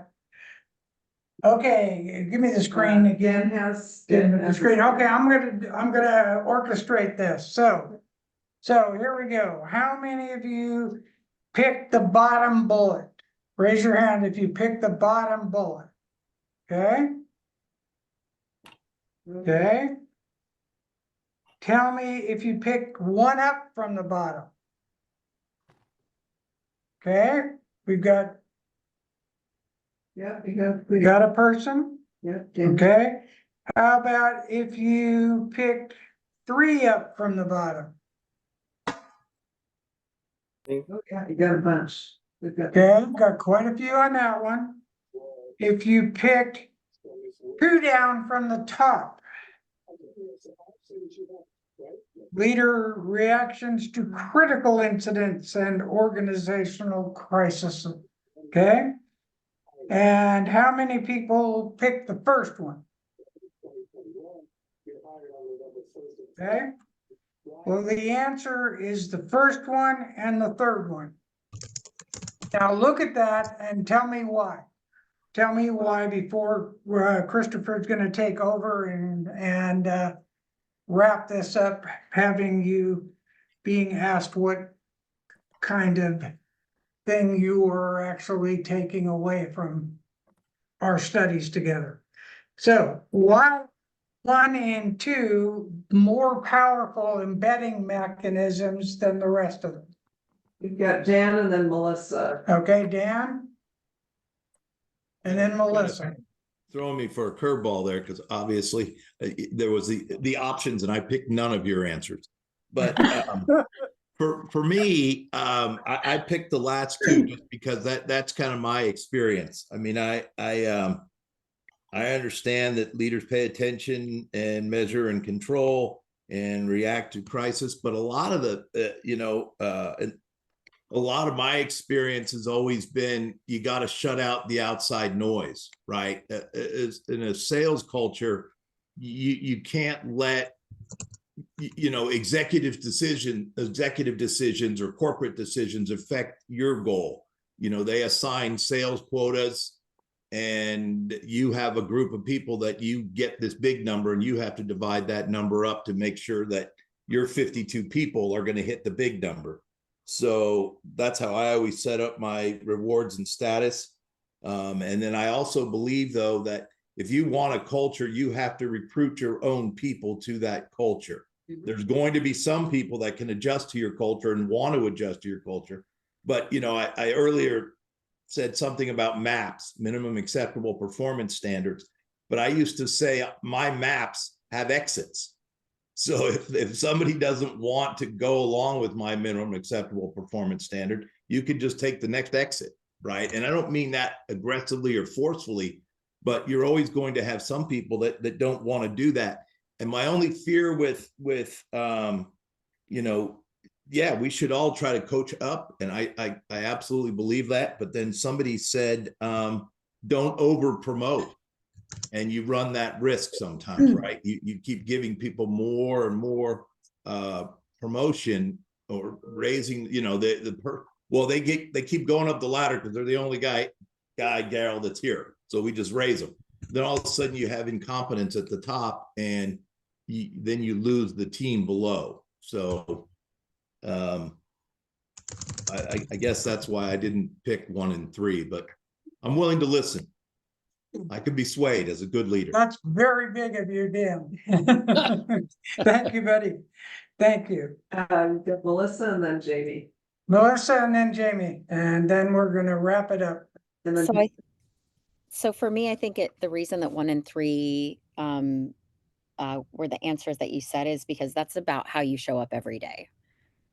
Like leadership isn't it is in the big moments, but it's not just in the big moments. You know, people will see what you care about by what you do every single day. Excellent. What else? Who's up next? Jamie? Jamie. There's a process. Unmute and lower hand. Got it. So I picked 2 and 3 mostly because patterning expectations is what I've seen to be the most helpful and effective. It supports camaraderie and cohesiveness. Additionally, you know, we have folks come in and you pattern expectations on how you treat them. We've had people that are less than kind. You pattern behaviors. And we've had, well, not recently, but I've had crisis situations where it's important to pattern it so people understand expectations and how to handle the situation. So you could have a fit and start cussing someone out, or you could be firm and solid and stand where you're at and enforce boundaries appropriately. So I think that those 2 seem to be what I resonated with the most. Okay. We have one more person, I think. Catherine was on there. Okay, Catherine. Yeah, I was just thinking when looking at this about how you can see how organizational culture like really develops in terms of like you can see where in some of these bullet points like where structural inequities that are like larger can really become like embedded in an organization in terms of like who's getting selected, promoted, or who's getting coached and like who's being paid attention to. And I think that's just like something to keep in mind as we're talking about like leadership and like cultural embedding and reinforcement and stuff of those like bigger structural things and problems that can really become ingrained in an organization. Hey, Bill, can I make one very brief comment, sir? It's got to be very brief because Christopher needs the time. I will give Christopher's time. My first reaction is you throw all those bullet points out because I've been in a number of organizations that needed to be really shaken up rather than preserve culture. And you see that in business, you see it in colleges these days, you see it in all kinds of ways. So we've got to be open to the fact that cultures have become crystallized and need to be broken up and reset. And so I just recommend everybody keep that in the back of their mind when they're thinking about cultural sensitivity. I would just want to say, Mark, that if you were coming into a situation like my coming to Lake Oswego High School where they had a very negative culture, and you would use these to create a new culture as well. And so what role modeling you do is a huge, you got to walk your talk. And so they're going to look at you and see if you actually role model what you say is important in the culture. And so we'll come back to that. Okay, Christopher, thank you very much. I thought you did a great job, and we got over the hump there a little bit when I was not clicking. And so thank you for doing that. And Christopher is on to wrap up today. Well, thank you so very much, Bill, and big thanks to Kirsten Aird for showing up this morning, and thank you all for being here. I would just like to touch on what Catherine said about the attention piece and culture. And if we go back to what Kieran, does everybody remember when we had Kieran speak with us?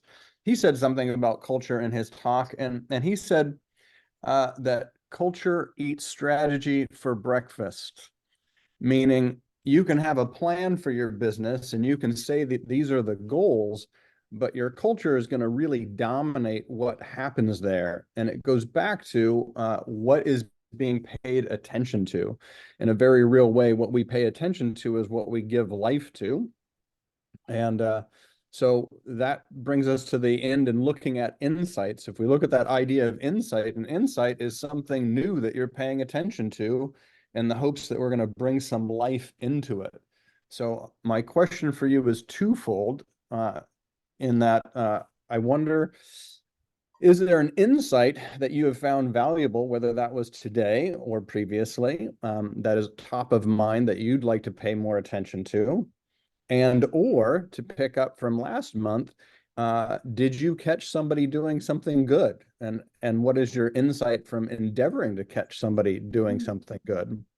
So with that being said, we would like to hear from all of you. We are scheduled to go till 11:30. I hope you can all make it.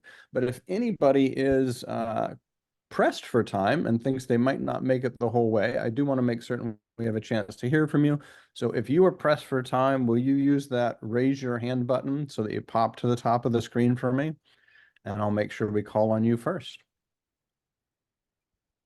First or early, as it were. If nobody's hand's coming up, it means you're all easy and good with time today. So that's wonderful. I will just start with the way you appear on my screen in no apparent order. So an insight you want to pay attention to or have paid attention to. Jamie, I'm going to have you followed by Cece.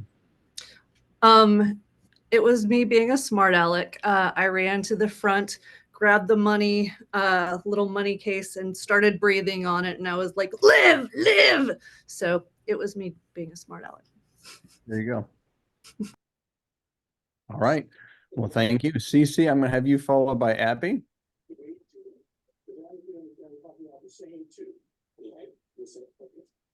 Cece? And they are in defense exhibit number 6, and they are interrogatories number 4 and number 5.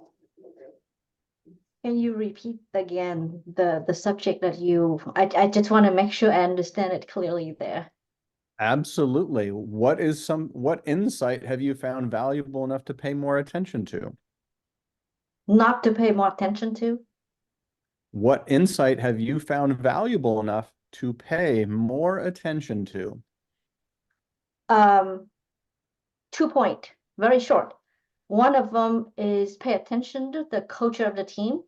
Secondly is don't over promotion somebody. And that 2 point resonated with me because it can destroy literally the culture itself. Excellent. Thank you very much, Cece. Abby, I'm going to have you followed by Dan.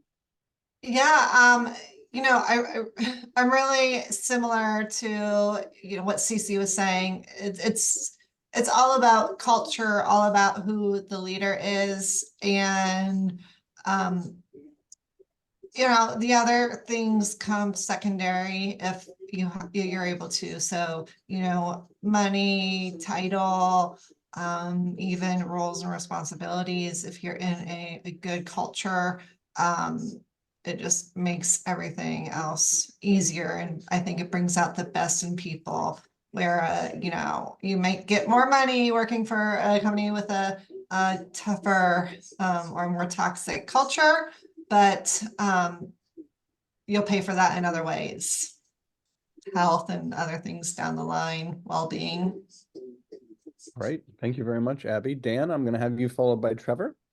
I've tried to got to work on the catching people doing things right. One of the things we've done is I used to have this silly sales bell in the office in my old life, and when people would sell a policy or we would ring this bell, and I dug through my garage and found the sales bell, so we hung that back up in the office. So we kind of make a big deal out of it now when people sell a policy, sell multiple policies, whatever it might be. So it's nice to have that bell. You can see the pride in people's eyes, you know, for that moment the bell's ringing. And then the other side of that is spot. I call it spot cash, but it's not really cash. My accountant frowned upon that. So what we try to do is just have a few, you know, $10 gift cards around, whether it's Starbucks or, you know, a fast food place or whatever. Nothing spectacular, but when you do catch somebody like, hey, that was a difficult phone call you just got off of, and that client was not happy. And although I could only hear your side of it, they were probably not being nice to you. And you held yourself together and you handled it professionally. You know, here's a $10 Starbucks card, and you know, way to go, you know, good job. And I don't necessarily do that in a big production. I just kind of slip it to them, you know, to say a good job. So kind of on the spot, thanking them. Nice. Very, very well done. Good validation. Trevor, I'm going to have you followed by Kaylee. Yeah, in terms of Brene Brown, is leading from the heart. I liked what we were talking about with radical authenticity. I've really been trying to show up for my patients and in my practice, and how that shows up is leading a congruent life, being able to provide that scaffolding for my patients so that they can be the best versions of themselves by also showing them that it is possible, but via showing up, being radically authentic, unapologetically, doing the things, walking the talk, so to speak. So that's what I've been focusing on and trying to do. Nice. The role model piece from our cultural embedding down there. Nicely done. Kaylee, I'm going to have you followed by Kelly. Well, listening to Kirsten speak was just so enlightening because she was very vulnerable. She did follow what Brene teaches in her books. And something that stood out was people shouldn't do things for you, they should do them with you. And that kind of ties into what I experienced actually with Joyce when we were kind of going over our homework and discussing together. It was not even a second thought for her to just take me along and introduce me to every person that she knew, not for her purposes, but for me to be more involved and know the people in the community. It was amazing because I also got to see her lead in that moment. So now I know when I'm in that situation, there's no hesitation. I can just grab someone and show them what I know. I thought that was absolutely amazing. That is absolutely amazing. Sometimes we don't even realize something is an option if we've never seen it before. And so that's where that role modeling and somebody demonstrating it makes it real to us. And all of a sudden we've got a new choice. So thank you for sharing that. Kelly, I'm going to have you followed by Larry. I'm going to take this to a really more personal front. So I am soon to be a grandmother, just recently discovered, which is an amazing thing. But what has come from that is the understanding that the role that I play in my children's life and their friends' life, that just goes so much further than what I really realized, and that I'm the one that they come to. I mean, we're talking many, many, many kids to tell wonderful things because I'm always the one that shows up and support. And even the difficult things, they will come to me and share. And I'm always like, this is good. This is a good experience. You know, I'm always very positive to show that all of our experiences give us an opportunity to step fully into who we are. And so it's just really an amazing place to be in, something that I really, really am so honored to be in that place of a wisdom keeper, if you will. But really, and it is me just showing up. I call it holy, in my holiness, in the authenticity of who I am, in a positive way to impact anybody that I touch in a positive manner. So I am so grateful for this because I can see so many other facets of it through the business lens, which I haven't been in for a long time. So thank you. Awesome. Thank you very much for sharing that, and congratulations. I think you saw a bunch of claps going around the room there. Larry, I'm going to have you followed by Shelley. Well, I've been thinking about the leadership and realizing what I've been focusing on is trying to sort out what's most important to me as a person and to focus on those aspects of my life.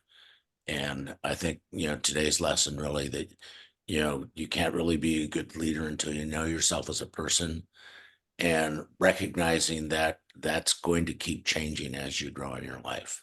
So Yeah. today's Yes. lesson helps Not, solidify that. yeah, not a single one of us has arrived, right? Thank you so much, Larry. Shelley, I'm going to have you followed by Joyce. All right. I really appreciate the leadership from the heart portion of it. Those points are actually naturally easy for me because I am a person that comes from the heart a lot and very authentic, try to be and appreciate people's vulnerabilities and talk to them about that. But the thing that I really want to focus on and that hit me hard today is the centering portion of centering yourself and decentering yourself. And those 3 points that we talked about, the 3 quotes, especially the acceptance of reality without acquiescence to it, is the key to effective leadership. That's a big one for me because I feel like I fight against the truth a lot sometimes and obsess on it, maybe the negative portions of things that I see when it comes to me being a leader, and just stepping back.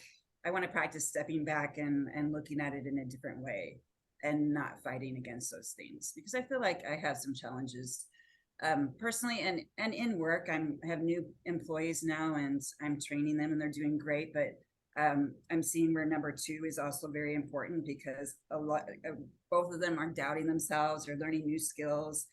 And I have to be there for them to lift them up and show them that they can do this. Great. Thank you. I look forward to you seeing the results of paying attention to that. Joyce, I'm going to have you followed by Judy. Okay, I'm going to say be vulnerable and always find something positive or kind to say to help others whenever you can. Great. Thank you. Sounds And like thank you've you, been doing Kaylee. Thank you, Kaylee. that. Nicely done. Judy, I'm going to have you followed by Eric. Okay. I love too what Kirsten said about getting to know people, and that she was a matchmaker because she knew them so well that she could match them with their strengths. And I've seen different kinds of leadership that I've worked with that some people will magnify the strengths of people, but some people will insist on cross training. And you have to cross train, and it, to me, it dilutes their strengths. It de-energizes people when they're not in their gifting, operating in their, their gifting. If you're doing something that you're allowing people to be operating in their strengths, it's easy, it's empowering, it's energizing. But if you're forcing people to do something that they're weaker in, it's de-energizing and deflating and difficult, and it makes it such a struggle. And I just love what she said, that focus on their strengths and let them operate in their strengths. I think it's a great idea. Thank you. Awesome. Thank you, Judy. Eric, I'm going to have you followed by Mark. Yeah, for me, Christopher, I think it goes back to something you said. I'm pretty sure you said it on the first day of class, and it was about awareness of your influence. And I think, got broken down as awareness of your influence on others, others' influence on you, and then your influence on yourself. And so for me, I mean, obviously we know leadership's about influence, but just I've been spending the last, I don't know, 5 months or so just kind of really focused on that awareness, just being keenly aware of not so much the things I intentionally do to influence others, but the things that could, influence others without intentionality, and making sure that that's not creating the wrong message or setting the wrong tone for our team. Excellent. Thank you, Eric. Mark, I'm going to have you followed by Christina. Christopher, I'd say that one of the things I've spent the last 50 years working on is how to remain authentically present. And, you're a mentor, as were my martial arts teachers, in what does it mean to be present all the time. My yogic teachers have been great mentors in terms of using breath to stay present. The evolution of modern psychology, taking us to Gestalt versus telling your story for 30 years to a psychotherapist is another way to get present if you really get deeply into the Gestalt of the moment. And so, and the other part of it is, deep body work, because we carry a lot of crap around. And so, all of us who are athletes, are constantly trying to undo the damage we do every day. And so all those things allow us to strip away the dross and remain present and available for everyone else. Excellent. Thank you so much, Mark. Christina, I'm going to have you followed by Melissa. Oh gosh, I feel like it was a really good day.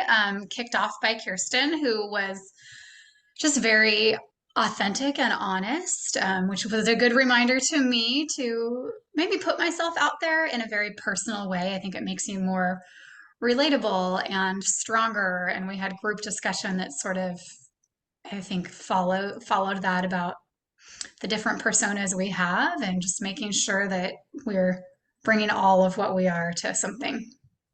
Great. Thank you so much. Melissa, I'm going to have you followed by Humera if she is here with us. Hi, I put it in the chat too, but did we give claps for Eric for making partner at Aldrich? We did not. Can I use some of my time to say congratulations? That's right. Okay. Wow. That's a big, big deal. Thanks, Melissa. I appreciate it. You're welcome. So I really appreciated Kirsten's talk this morning for the same reasons that many people shared. It reminded me of many unraveling moments in my own journey in the world. But I think the one thing that continues to stick with me through the months that we do this is just creating that space. Like everything comes back for me to be a reminder of creating the space between the reaction and the action. And so the centering conversation that we've had, different things come back to that, creating the space between. It's really tough being a small business owner, in particular in the construction industry in the winter. And it's tough anytime, but the winter is exceptionally tough. But also then to compound that with trying to build a company that I don't have to be in the day to day. And so just remembering that not to be making decisions or interacting with my team from a place of fear or scarcity or anxiety, and using the tools that allow me to better do that, because I'm not my best when I'm making decisions or interacting with folks from fear and anxiety.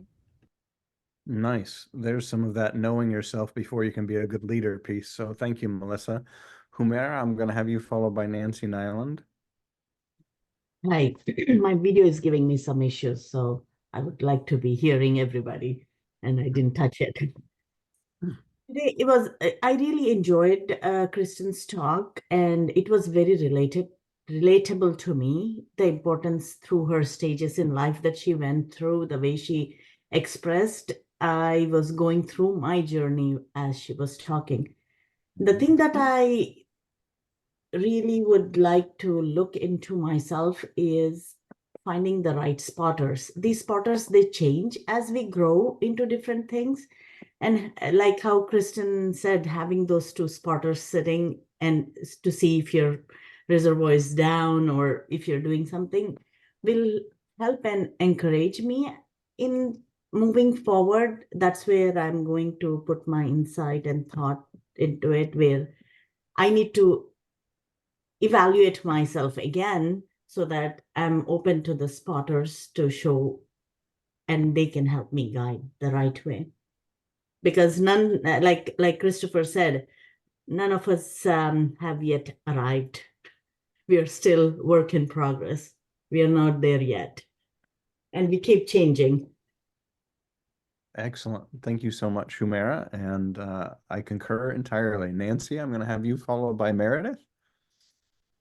So something that I've been focusing on and will continue to focus on is making sure that my coworkers and volunteers feel seen, valued, and appreciated.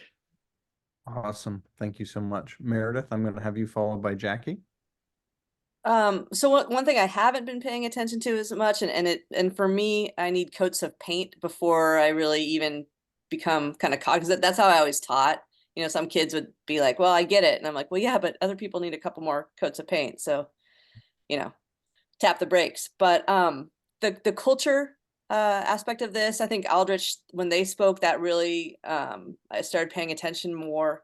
And then with this curriculum today, but Christopher, when you talked about, I think Kieran said culture eats strategy for breakfast. I wrote that down. I didn't have enough coats of paint at that point to have that hit home. And so that I found that really helpful. And now, I have a whole new thing to pay attention to. Not that I've missed culture over the years, but the kind of the academic side of it. Nice. Thank you so much, Meredith. Jackie, I'm going to have you followed by Laura. Okay. This was awesome. Kirsten rocked. That was awesome. And I took so many notes just to remember these phrases and things. They're so great. One that I really liked was don't over promote because it leads to incompetence. And I myself have found that it can also lead to cockiness.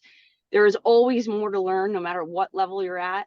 And we're not doing anyone a favor by over promoting because they'll possibly stop learning and think they know it all. Always give them something to strive for. And I thank you so much for this class. I appreciate it. Great. Thank you so much. And thanks for tuning in from your car. So we appreciate the commitment. Laura, I'm going to have you followed by Kenneth. I was really thinking about the last two pieces on culture, and in particular thinking about where I feel like we're maybe in that unconscious level of culture that it's just kind of been embedded and it exists versus that first bullet point of that it's a shared thing that we've had time to develop as a group. And so I've been thinking about that and how some of those mechanisms at the bottom, like which ones am I enacting and which ones can I dig into a little bit more in order to shift our culture to being more of a shared experience and shared point of view versus just something that exists because it exists. Thank you very much, Laura. We're almost done, so please bear with us if you're still on the line. Kenneth, I'm going to have you followed by Catherine. Yes, I thought all the material was really great. I did focus as well on the essence of culture and not only defining the culture as a leader, which is important. I mean, that's where it should start. But the influence of culture by those being led or in the cohort of under an authority of a leader is supporting the culture that leader's designed and being a leader within the leadership. Yeah. Awesome. Thank you very much, Kenneth. Catherine, I'm going to have you followed by Caitlin. Yeah, it's been good today to hear people talking about not just like holding people to higher standards to their potential, but to make sure that they're provided with the scaffolding to support that and the training and support along the way to make sure that they can reach there. Otherwise, you're just kind of shoving them towards a goal that they don't have the support to reach. And also tying kind of that thought process into how like culture gets embedded into an organization and making sure that like as our museum is training new volunteers and bringing in new partners and all of these new things are happening that we're growing our organizational culture with intention and making sure that it's aligned to our values and supporting these people that are coming in. Great. Thank you so much. Caitlin, I'm going to have you followed by Rachel. I really liked the part about we discussed with you can't really be a good leader until you look within yourself. Because, sorry, my puppy's going crazy right now. You can't really know who you are until you look within. I think we tend to be very cynical of ourselves. And if you're being cynical of yourself, then why should other people not be cynical of you as well? You really need to know who you are and what you want to be as a leader for the people that you're leading to take you seriously and listen to you as well. And I think that's something that I want to focus on. Great. Thank you so much, Caitlin. We're going to go from Rachel to Parker and then finish with Floyd. So I think for me throughout this course, the power of the pause, it still resonates with me. That ability to take that minute, reflect on, what did you hear? How are you going to respond? Are you reacting? Are you putting thought into it? So that's something that I continually strive to work on. And with that, am I listening with intention and really trying to understand what the individual or individuals I'm working with are saying, what are they needing? And sometimes it'll be through words or sometimes not. So really being intentional with that. And then finally, as of today, what we talked about, I think Kirsten really was powerful and kind of pointing out the power as individuals we have on the culture we're creating, whether that's as an entire organization or within a department. And we really have a lot that we can do to shape that and evolve that if we want to. Absolutely. Thank you, Rachel. Parker, and then I'll have you followed by Floyd. Yeah, I think today was phenomenal. Been a lot of things that not sure if I'm still here. I had another phone call coming in on my phone in between meetings. But yeah, I think the last couple of weeks for me, just personally and with work, have been very heavy, and it's really made me move my mindset and my focus of things to being a lot more reactionary rather than kind of proactive and taking a pause and analyzing situations and determining, what's the best next step and how to do things. So this was just really good reminder to, take a step back, analyze the situation, plan for things big picture, but also where I'm at right now, but also take into consideration, what other people are going through, treating people how they should be treated and what their potential is versus, how I feel about a certain situation or something that's affecting me personally that shouldn't have an effect on how I communicate or interact with somebody else from a leadership or just a coworker perspective. So really just kind of getting back to that recenter and refocus and getting things and that better lens of things. So really just the culmination of everything we've talked about today and kind of rehashing and bringing up some of those other points that we've talked about previously that came up through today's conversation as well has been fantastic. Great. Thank you so much, Parker. Floyd?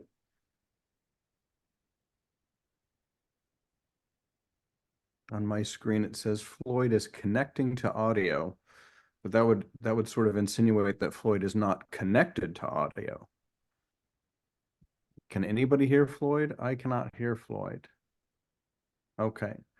Well, Floyd, thank you so much for being here. I am stunned by your revelation, and I appreciate it very much. Sometimes silence is golden. You are correct. So thank you all for being here. Now, did I miss anybody? Because sometimes people pop back and forth. If I did miss somebody, it certainly was not intentional. I think I got everybody, but sometimes there's a pop in and out thing. If everybody's spoken up, I just want to thank you one more time for being here. Thank you for hanging on to the end and bearing witness to what everybody had to say. So great to see you today. Please take care of yourselves. And again, reach out to Liz, Bill, or I, or any of our leadership team for coffee and questions. And we will look forward to seeing you all next month. Thank you so much. Have a great week. Thank you, everyone. Thank you.